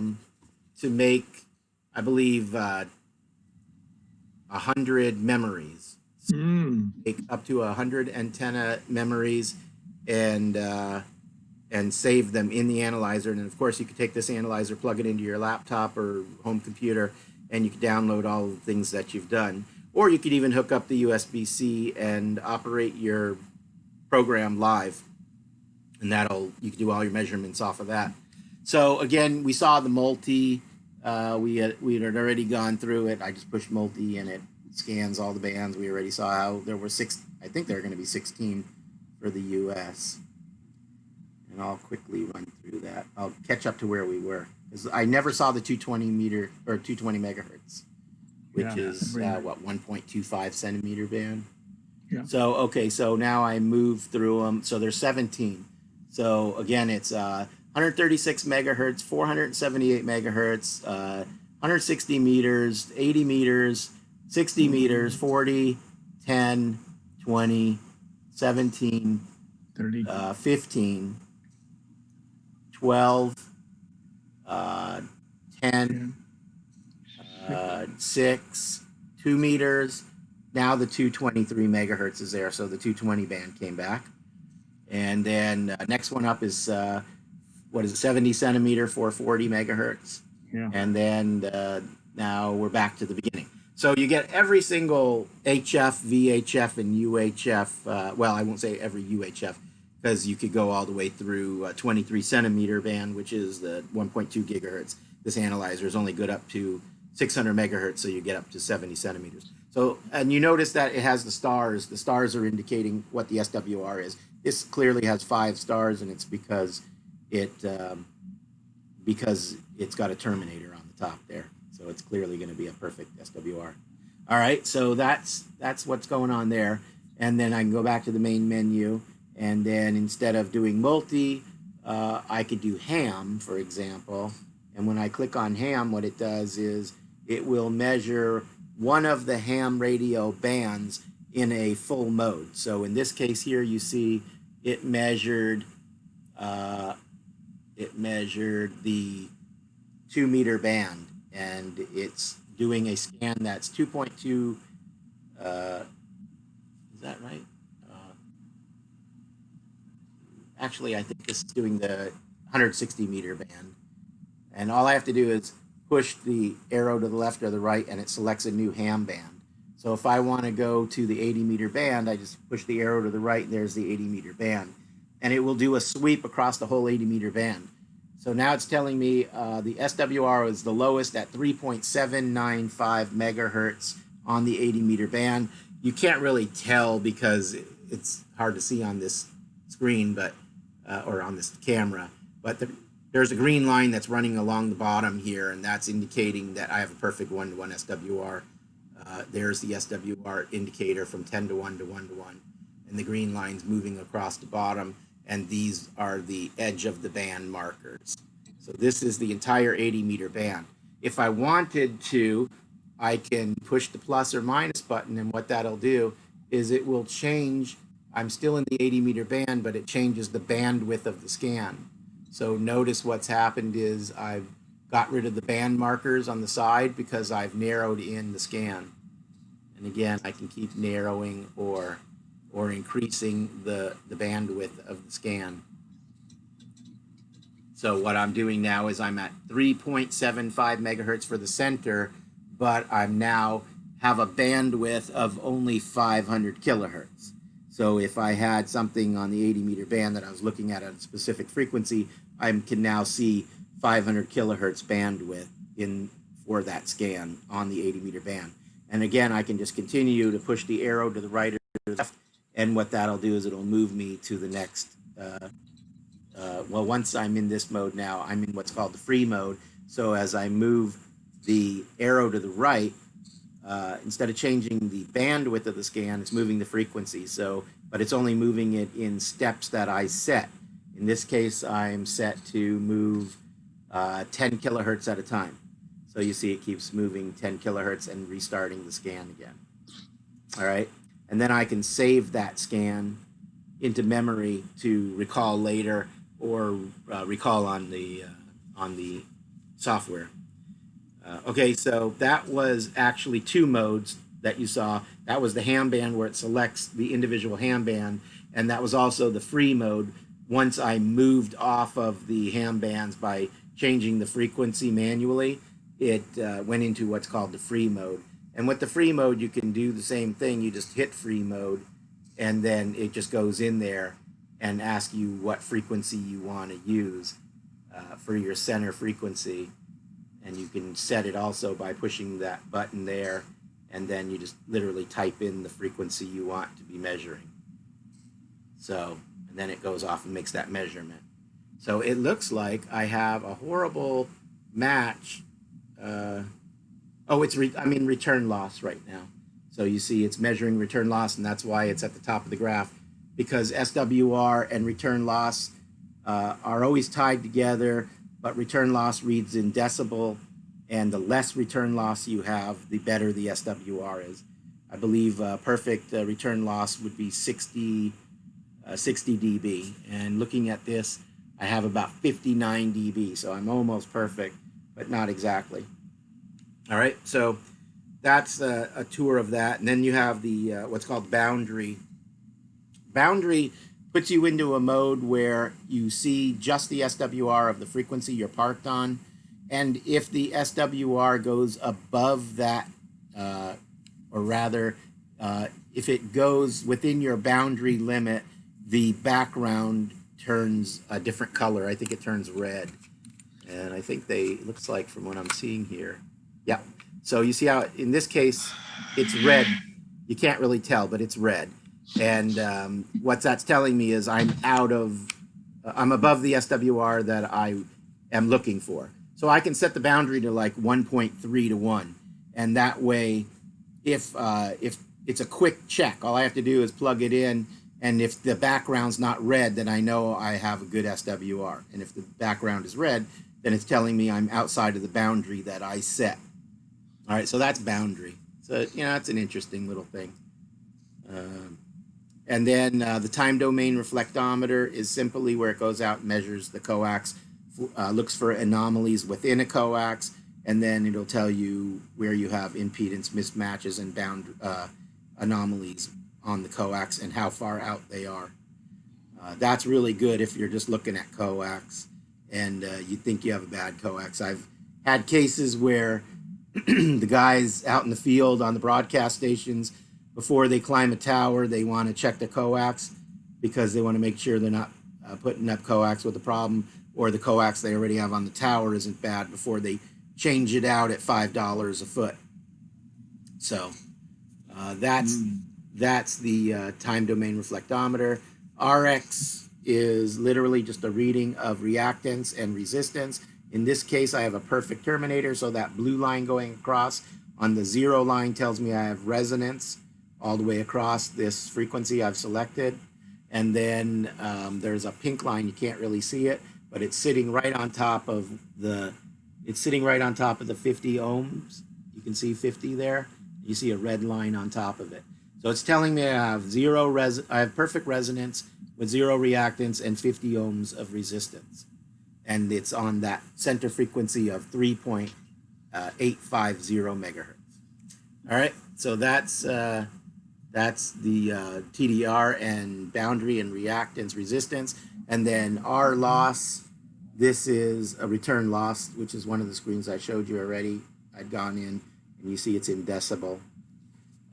And then the next menu over, these are a little more difficult to show you, but the Stub Tuner allows you to hook a piece of coax up, it measures the coax, and it tells you for a quarter wave and a half wave what the actual tuned frequency of that coax is.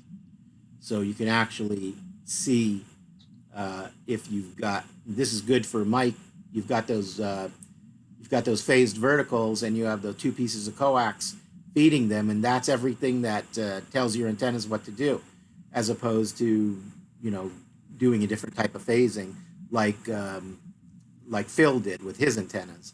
So you're dependent. Phil had his tuning with the hairpin coils, as opposed to you use your stub match on your coax to tune. So what we could do at field day, if you bring that system out, we can actually put each of those coaxes on and see what frequency they're actually resonant on. Just plug them in and turn it on, and it'll tell you if we're actually at, you know, 7 point something megahertz for that coax. That sounds like cheating. It is, but think about how nice that cheating is, how helpful it is. Performance. So, but it will actually affect your phase on the antennas. Although I know that they're... That's why they call them phased verticals, yeah. Exactly. Right. So... or unphased verticals. Or just 2 sticks in the air. Or phased, but you don't have a clue which way your lobes go. I might actually suggest that you take that wire out of it. It might work better if you didn't have anything inside the tube. Wire in the tube? Yeah, wire inside that plastic tube that he's got for his verticals. Oh, yeah. If he just slips that wire out, it might operate better. I think that wire might be interfering with things. All right. We just load up the fiberglass. I think that'd work really good. Well, it does. I've seen marine antennas like that. Right? Isn't that how a marine antenna works? Kind of. Isn't it just a fiberglass? Isn't it just a fiberglass pole? Yeah, I'm pretty sure of that. Yeah. Yeah. So the other ones are really difficult to show only because of what they do. The Stub Tuner was pretty straightforward. The coax length is somewhat easy. For that one, you just go in, literally tell it that it asks you to put an open on the end of the coax and then hit go, and then it measures the coax, and then it tells you what the loss on the coax is. So that's pretty straightforward too. Of course, it's not going to work here with a terminator. And then the next thing is, I'm sorry, that was length. It tells you the length. And then the loss is going to tell you to make an open and then a short. And then after you make your measurement with your open, it'll calculate that. And then you'll make a measurement with a short on the end. And then it can see the difference between with an open and a short and calculate the loss between the dielectric and the center conductor, between the braid and center conductor. So you can actually get measurements of loss across center conductor and braid. And what it does is it graphs it here, frequency to dB loss.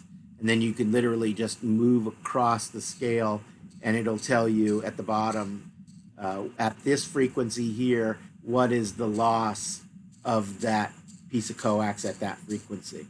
So you literally No, I can do. Can I do this closed and open or both, or you have to have a terminator? I think it just asks for an open and then a short. Okay, yeah, that makes sense.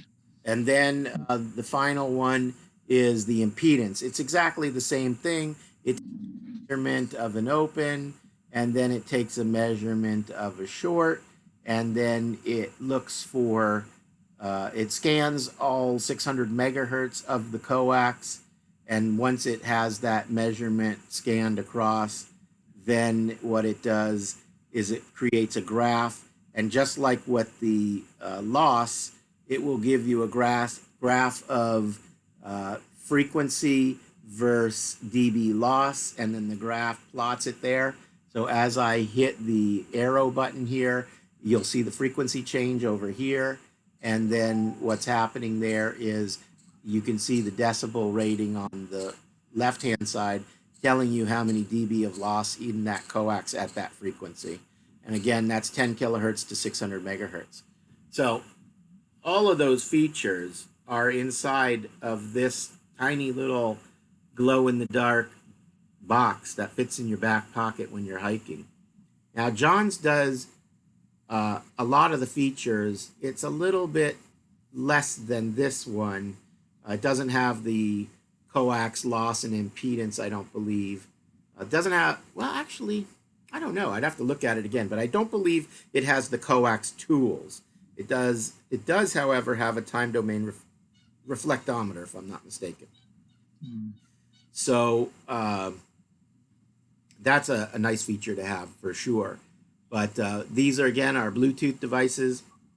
You can hook it up to your Android or iOS device. But you can do all these measurements without looking at this 1-inch screen. You could actually do all the measurements on your 4-inch iPhone or 12-inch iPad. So if you've got an iOS device or an Android device, you can literally get all the readings right on your phone or a tablet without even having to hold the analyzer in your hand. You could literally plug it into the coax and then simply Bluetooth connect to your device and make all the measurements. So, you know, if the size is a problem for you, even though I find that I don't have a problem reading this little screen, because when you've got something scanning at 10 kilohertz wide on the 80-meter band, you pretty much have all of the antenna that you're able to tune anyway, because most antennas are only about 25 kilohertz wide on 80 meters. So at least I know my vertical is, my horizontal's probably more like 50 kilohertz. But Yeah. but if I put it on 50 kilohertz, I can easily see across the entire screen 50 kilohertz.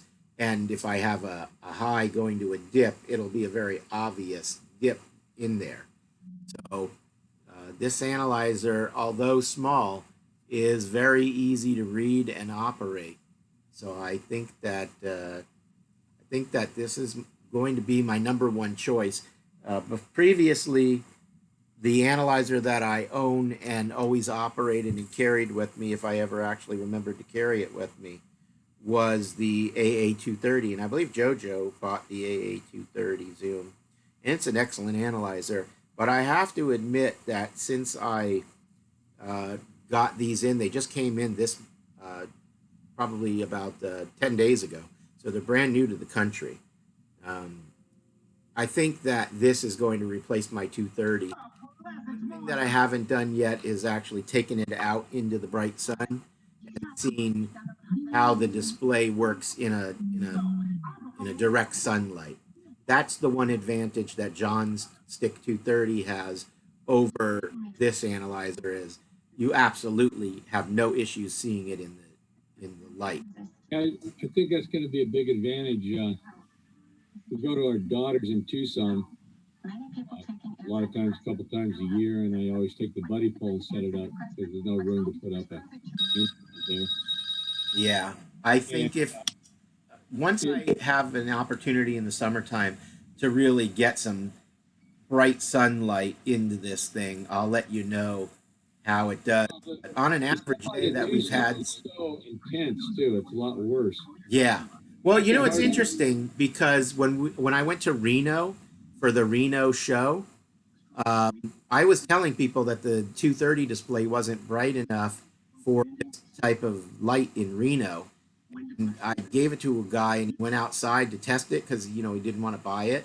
And actually, for some odd reason, that temperature of sunlight is at a brightness that doesn't cause problems for the 230. So I assume it may not for this either. Also, this is much smaller screen, so the pixels are much closer together.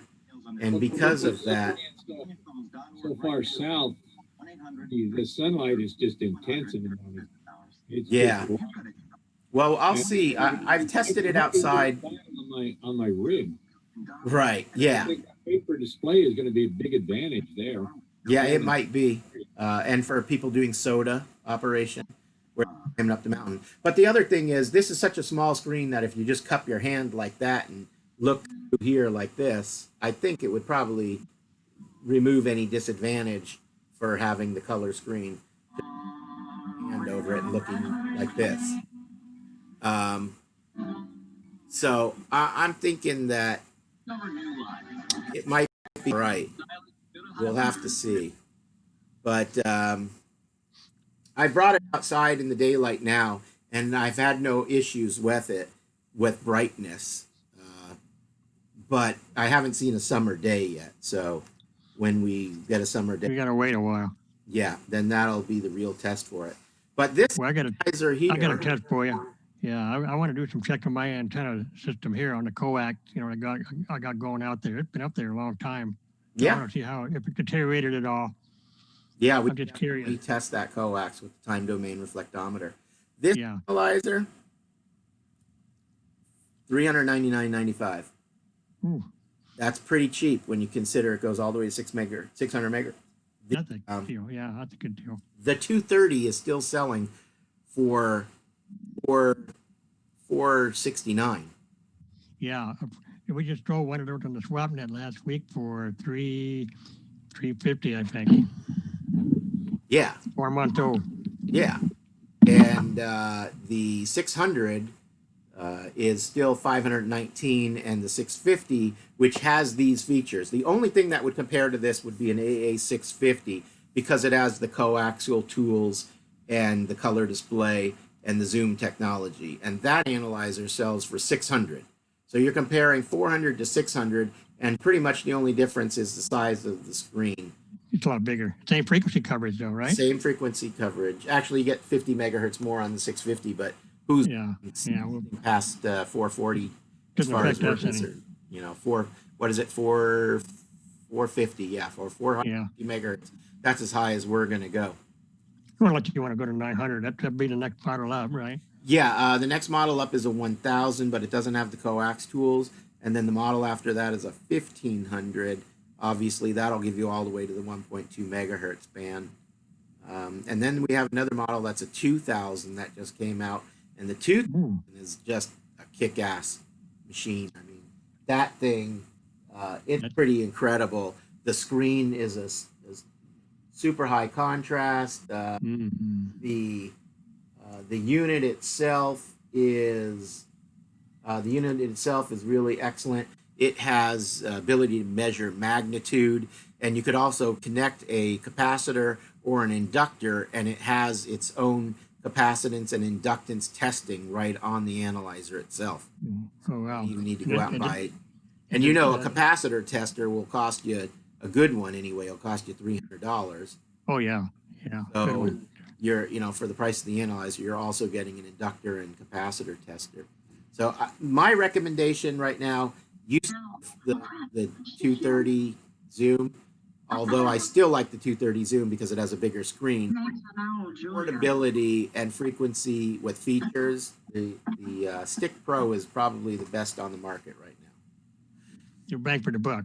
Yeah, it's probably the biggest bang for the buck. The only thing you have to do is concern yourself with the size of the screen. And if you can live, you know, I think you can live with the screen size, but if you really need wide bandwidths and you want that resolution within the bandwidth that you make, if you're going to do a megahertz wide bandwidth and expect to see 5 megahertz on a 1-inch screen, this thinnest little slither of a line where Well, hook it up on your phone or whatever. yeah, but you could do it on your phone. But if you're doing it on the 650 or the 230 zoom, then that line will be more of a gradual dip and then back up. So Yeah. the 230 and the 650 will excel in that area if you need more resolution within a larger screen. But if you don't mind zooming in to once you find that slither in there in that little screen, if you keep zooming in, you're going to zoom, and now all of a sudden you can see the full dip in the SWR. So Yeah. then it's a non-issue anymore. So it just depends on how much of the bandwidth you need to see at one time. So let me see, before I know some of you guys have listened to enough of that. So, but I thought you'd be interested to see that. And I think I showed the 230, the stick 230 2 meetings ago in person. This would have been a good one to pull out because even in the nighttime, everybody would have been able to see the screen. But obviously there are too many features to do that.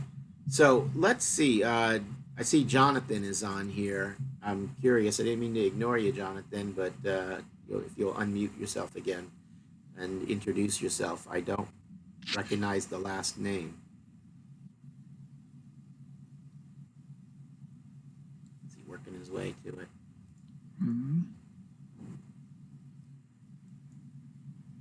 No? All right. Well, that's okay. Everybody's allowed at the meeting.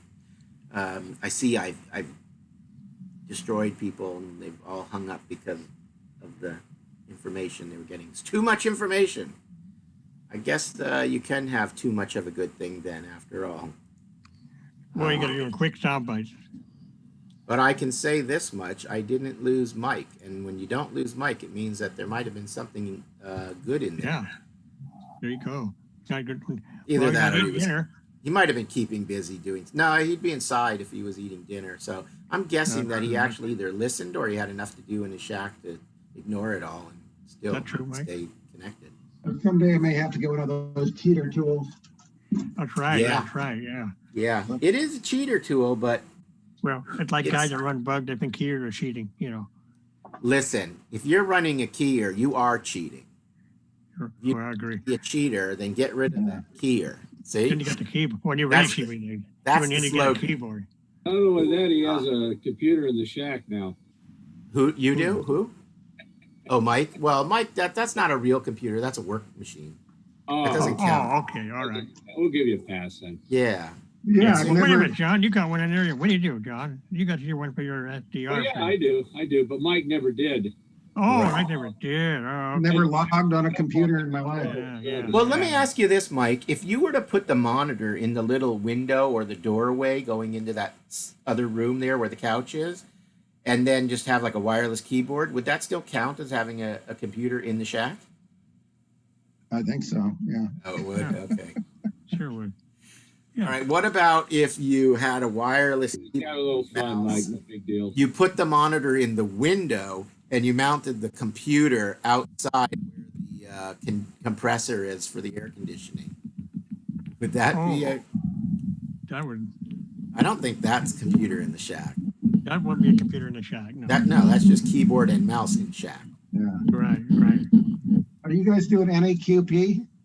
Oh gosh, I should have mentioned. Oh yeah, that. Of course. I thought that was on the agenda for tonight. Yeah, it was. Of course, I waited till everybody was gone. Of course. The answer to that is... No, you're going to show up now. Yeah, I'll send out an email. I guess I'll better do it tonight because the California QSO party is on Saturday from 10 a.m. till 10 p.m.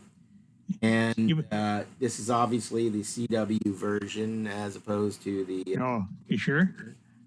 I'm pretty sure here. It is a CW. And obviously, it's the object is to work as many North American stations as possible during contest period. The actual event goes from 1800 to 0600 on, UTC. but I'm not working 0600. So we will hold the contest over here if I get enough people showing interest. It'll be short notice because we didn't have quite as many people online as we normally do, of our regulars anyway. So, Can't do multiple locations? let me see. I have the rules in front of me here. I don't know that. Because there was a contest that allowed that. That's a good. I think that's the California QSO party. I don't know. Yeah, Does. California did. They allowed that this year, last year. Well, entry classification, single operator, one person. Yeah. I think you can. Multi-operator, two transmitter. It doesn't matter. They don't take paper logs anyway. Well, wait a No, they minute. don't. You can. I know a bunch of guys that are running and they're working as a group, even though they're different stations. They're all using the same name. Well, I printed out the information. It's this paper. I printed out the information, and there was nothing on there about doing multi-location. Let me pull it up real quick, and let's see if it'll Google. So I'll say, can I operate multi-location in AKS? Let's see what comes up. Multi-transmitter, two or more are not permitted in any QSO party if a single transmitter becomes inoperable. Let's see here. According to the NCJ, which is the National Contest Journal, they hold the North American QSO party, and it says that the rules. Let's see. I know the California QSO party did that, where they had a, and I think that Andrew was the one that actually told us, and I think Andrew's gone. They've done it a couple of years now. Yeah. That's nothing new for CQP. Let's see. Output power band station. All radio transmitter receivers and antennas used by an entrant must be associated with one station, either at a fixed geographical location or as a mobile portable station. Wait a minute. A station may be operated remotely using a multi-station during the contest using the same call sign. Remotely, but that's still one remote station. That's still one remote station, yeah. Valid contact. Team competition. Let's see. You may wish to form a team with the fellow NAQP participants. If so, your team must consist of 2 to 5 single operator stations. Okay. Whose individual scores are combined to produce a team score. Although clubs or other groups having more than 5 members may form multiple teams, there are no distance or meeting requirements for a team entry. Teams must be registered prior to the start of the contest, which I will do. Use one of the following forms. Okay, so there's the CW registration. So I guess... I get the answer, yeah. I guess the answer is yes. Now, And I know there's a group I belong to, the Blind Hands group, and they're all using the name Braille, but they're all using different calls, but they're using the same name, so they get credit because they use the same name. Well, I don't know. Is this one here? I don't think that I think this is just a number, not a name, is it? Right? I mean, it's not a... Well, Sam's our name. That's the club. Oh, is that? I thought that was for California QSO. No. That's an in AQP is where you use your name. Operator name and station location. Okay, yeah, that's right. That's this one. Okay, so yeah, if you use Sam, Michael, if you want to. Oh my God, I'm using AI6U. Would you like me to sign you up for the North American QSO party to operate at your station on Saturday? With pencil logs? Yeah, we can combine the logs. Oh, Yeah, that's what I'm saying. No, we use our own calls, right? We're not gonna use W6SFM, what I'm getting at. yeah, you use your own call. You use the name Sam. Right, you get that, John, or Mike? Sam, yeah. That's gonna be a lot of people. Mr. Kashiba. Yeah, Yeah, why don't you go Yeah. ahead and do that? Okay, so I'll sign you up as a station, and then I'll sign up, obviously, the W6SFM station.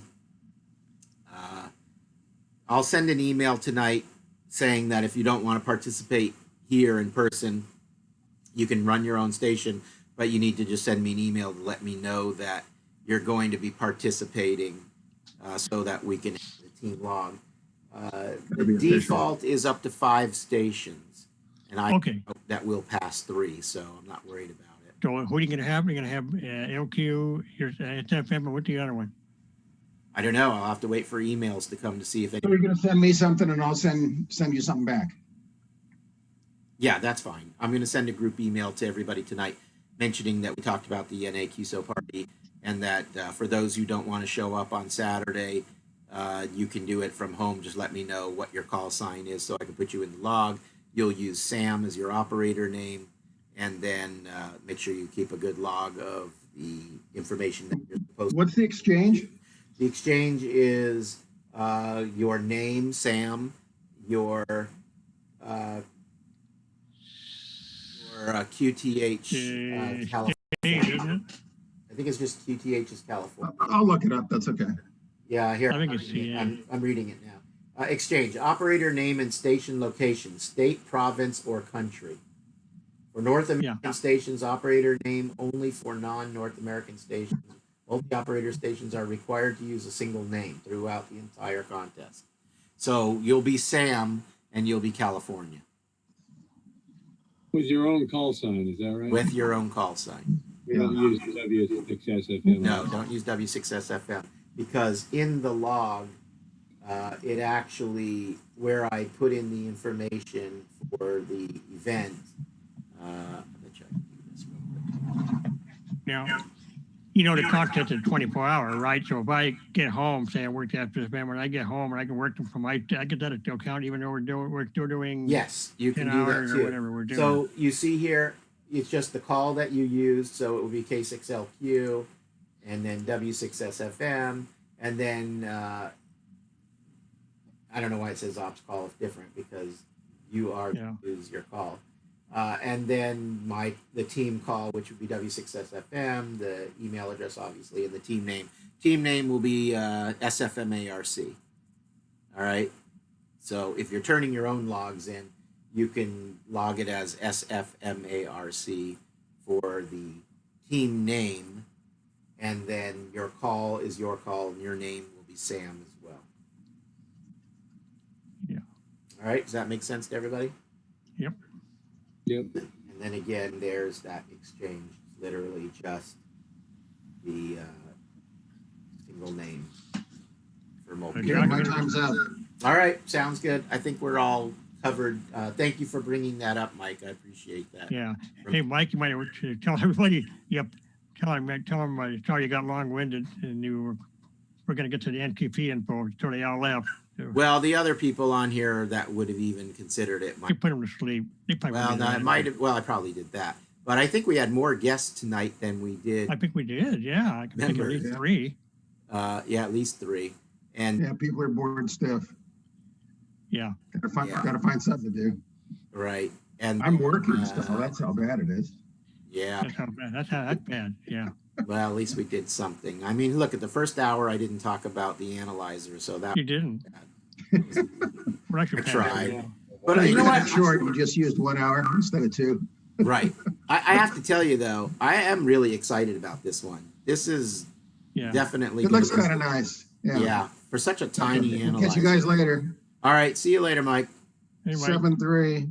Good, good. hey, I was waiting for that S on the end of 7-3 there. hey, John, you gonna show up? All right, we'll see you later. I don't know Are you if gonna you're come? still out here. What? We'll figure it out. We'll figure it out tomorrow. Jonathan, I see you there, but we don't hear you. Why don't you say hello? Hello. Hello. Okay, better than nothing. That's better than nothing, yeah. What's your call, John? You have a call? No. Okay. No. You don't have to have a call. It's okay. No, We're not mad. We're not mad at you. nope. How'd you hear about us? No, the analyzer did help me out a lot on the The buddy pool. Colorado trip. No, it wasn't a buddy pull. It was. I haven't used it on that yet. But How it did will you on- tune the end fed? Huh? Oh, with the antenna tuner? Yeah, I had the onion. My home You brew. didn't make the Valin, didn't you? Well, it's an onion actually, because it's unbalanced to unbalanced, so it's Right. onion. Yeah. You So, used yeah. an onion? Yeah, and then the tuner to tune for the bands. I like this Did too. it once on the analyzer and then copy down the numbers on the the rotary switch and the capacitors. Made band switching real easy. Yeah. Okay. Yeah, that's one thing. I tell people all the time, you can hook the antenna analyzer up to the tuner and mark your tuner for all the different bands you're going to operate, and then you just Yeah. Right. crank everything back to where the little grease pencil markings are on the box for that setup. And you're good to It's a go. range. Right. So yeah, totally. Analyzer is really good. Did you find yourself graphing anything, or were you in static mode all the time? No, I just use static mode. Yeah, I figured that would be the You know, easiest. what's funny about John? John was going to get one of these things. For 20 meters through 160. Yeah. Right. So I was doing a lot of band switching, but it really simplified the band switching. Oh, I bet it did. So would an auto tuner, though. Of course. That would be cheating though. That is Oh, cheating. well, cheating. Yeah, I guess that's cheating. So, Jonathan, how did you hear about the meeting? Online, and then I know Chris Roxon for many years now. He's a nice guy, Chris Roxon. I live Oh, in no. San Francisco. I'm in San Francisco right now, in the city right now, right? Oh yeah, we don't like that. Yeah. We don't like that Chris guy. I know, he's a bum. I've heard Hello, of him. Jonathan. Hello, Chris. Jonathan, Got in, huh? I'm in San Francisco right now, Chris. In San Francisco right now, still, right? Yeah. Been there a You know long why? time. It's because my job for hospitality had to lay me off 8 months ago in the food service in the financial district. I was working as a banquet server and a hotel worker. That's what I used to do. I used to do that, Chris. I used to help out a lot, right? Yeah. I had to commute the train on the subway a lot every day to work on BART. I had to do it. It's going to be as fast to get to my destination on the subway train. I had to ride it. I had to. That's the way to commute. Traffic, parking, no. I got lucky, right? So what Probably is go that? down there now. I take the train. I took The BART? a train instead of bus. It's faster to Embarcadero to Coma area or South San Francisco. I had to do You mean that. you took the Amtrak or the BART? The BART, right? BART or the Caltrain commuter train. Oh, the Caltrain, yeah. Oh, okay. That's the one that is in San Bruno or East South City on Grand Avenue. East South City is the Caltrain, much better. I think Caltrain. I want that one more easier. And I walk to work, much convenient, right? Exercise, right? Yeah. By Mission Bay, I work at Mission Bay area by that neighborhood. It's a nice. Chris told me that area, right? By UCSF area, right? That's John's old stomping ground right by Richmond. Oh, yeah, John knows that place. Chris, you know where UCSF is? By the medical center, by where the Mission Bay Arena is, by 16th and 3rd Street. It's going out there. Nice area, right? It is nice area, right? Oh, right. That's where the Warriors play now. That's a new, that's right. That's where they are now, right. That's That's what the Chris. real estate there. AI60 knows that area. Mission Bay by UCSF Medical Center, right? It's a nice area, right? Very cool. Yeah, I haven't been there many years, but It's growing out there now. Sure is. Yeah, I haven't been down to San Francisco for almost a year now. I haven't been there since 1990. Oh, wow. I'm still there. Oh, no, it's Chris. not true. I went to AT&T Park in 2003. That's right. That's the last time I was there. Nice. Nice area, very nice area, Chris. Yeah, it is. Very Because good. I usually walk along up to Market Street along 2nd Street, exercise walk, Chris. That's what he told me, exercise walk. Good idea, right? Yeah, you got the hills. Yeah. I walk on 2nd Street to Market to 2nd King exercise walk. It's a good energy, right? Good. It's good to do You that. guys take the subway train back on BART, on Metro Rail. It's fast to get out of here. Traffic depends where you're coming Yeah. from, what location, right? Up the Bay Area. You got to plan your trip. I know how Yeah. to do that, right? From my Okay. work, it's business out there, food and hospitality job. I was a caterer out there. I got let go because of pandemic. I had to get let go. I had to, right?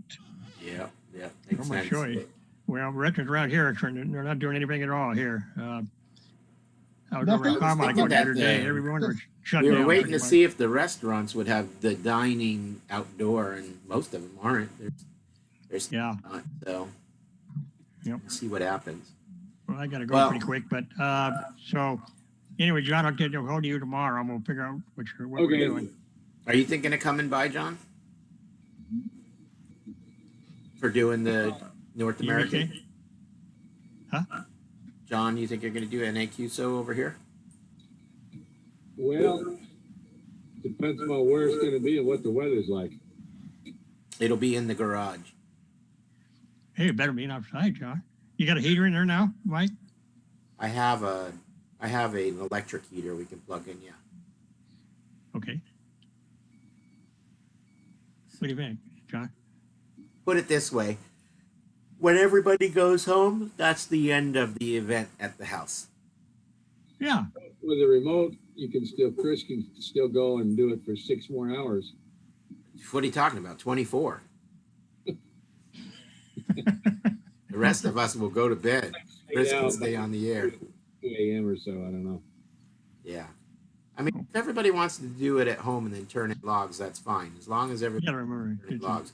So this is what I'm going to do. I'm not going to You hold gonna go in the anybody. garage? What are you gonna work? You're gonna, well, if nobody showed up, you know, you can work in your You shack. want to right? have to take the table out and put the equipment out and set it up if you don't have to. Well, it's supposed to be foggy in the morning and it's supposed to burn off to be about 62 when it burns off. Okay. But, That's you know. not bad. All right. Well, listen, I'm going to send the email now and I Okay. expect the responses. If I get no responses back telling me that they're interested in coming, then I'm just not going to do it. And if Fair enough. you get responses, then I'll email those people back, letting them know if we have enough people to bother. I'm not doing it unless I have a minimum of 3 people, not including myself.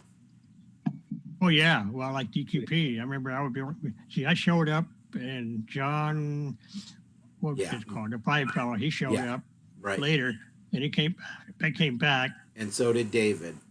and David. Yeah, and I left by then. I had to leave early. you remember? There was at least 4 or 5 of us, and that Yeah, that one made it doable. was fine. But I'm not going to do it if there's only 4 people, or if there's not at least 4 people. Okay. So if it's just you and John, then we'll do it at home because I. All right. we're Every time I inside gotta my make nice, cozy brownies shack. tomorrow or not. So But if I get emails back from at least 3 other people, then I'll do it, and I'll email those okay. back and let them know, be over here. Okay. I'll check with you tomorrow, Mike, and see if I don't want to make anything, unless I'm not. That's why I said you don't have to come. You don't have to commit to anything right now. I'm going to send an email I'm not. to answer the email, and as long as you answer before Friday night, I guess that's fine by me. Fair enough. All right, so there we go. Okay, guys. We've done our meeting. All right, Mike, I'll probably see you around noonish. All right, that sounds good. Okay. Get that hard They're work chopping in. the trees down tomorrow, so. What's that? You're They're a chopping tennis down tree? trees here. No, they're trimming those trees and they're chopping down some other ones. Smud's Did coming. Smud? Yeah, That's Smud doing it? Yeah, we were talking about that the other day. When's Smud gonna come down here and yeah. trim the trees? Well, I got Smud to agree to chop down 2 trees that I don't want, even though they have nothing to do with the power line, because they really wanted this one palm tree that was growing into the power line. And I said, if Yeah. you have that tree, if you cut these other 2 down, and they said okay. Oh, that might improve your radiating signal. Yeah, that's right. I'm going to get out way better. It'll be like Where are the trees that they're going to cut down? the When 2 the pine power line trees. goes along your back, you don't Yeah. even see it. We're going to do the ones by the pool that are overhanging, dropping all the pine needles into the pool. Oh, you're gonna love that. Having that tree gone. Thank God, no more pine needles in my. Oh. What a pain. Oh, it is. Trust me. We had a neighbor that used to have one of these sycamore trees, and what a pain that was to clean out the pool filters every week. Yeah. Thank God for the pool sweep. Man, that was whoever came up with that. A genius. All right, you guys. See you later. All right. All right. We'll see you tomorrow, Right. John. Okay. Okay. All right. Night, everybody. Okay.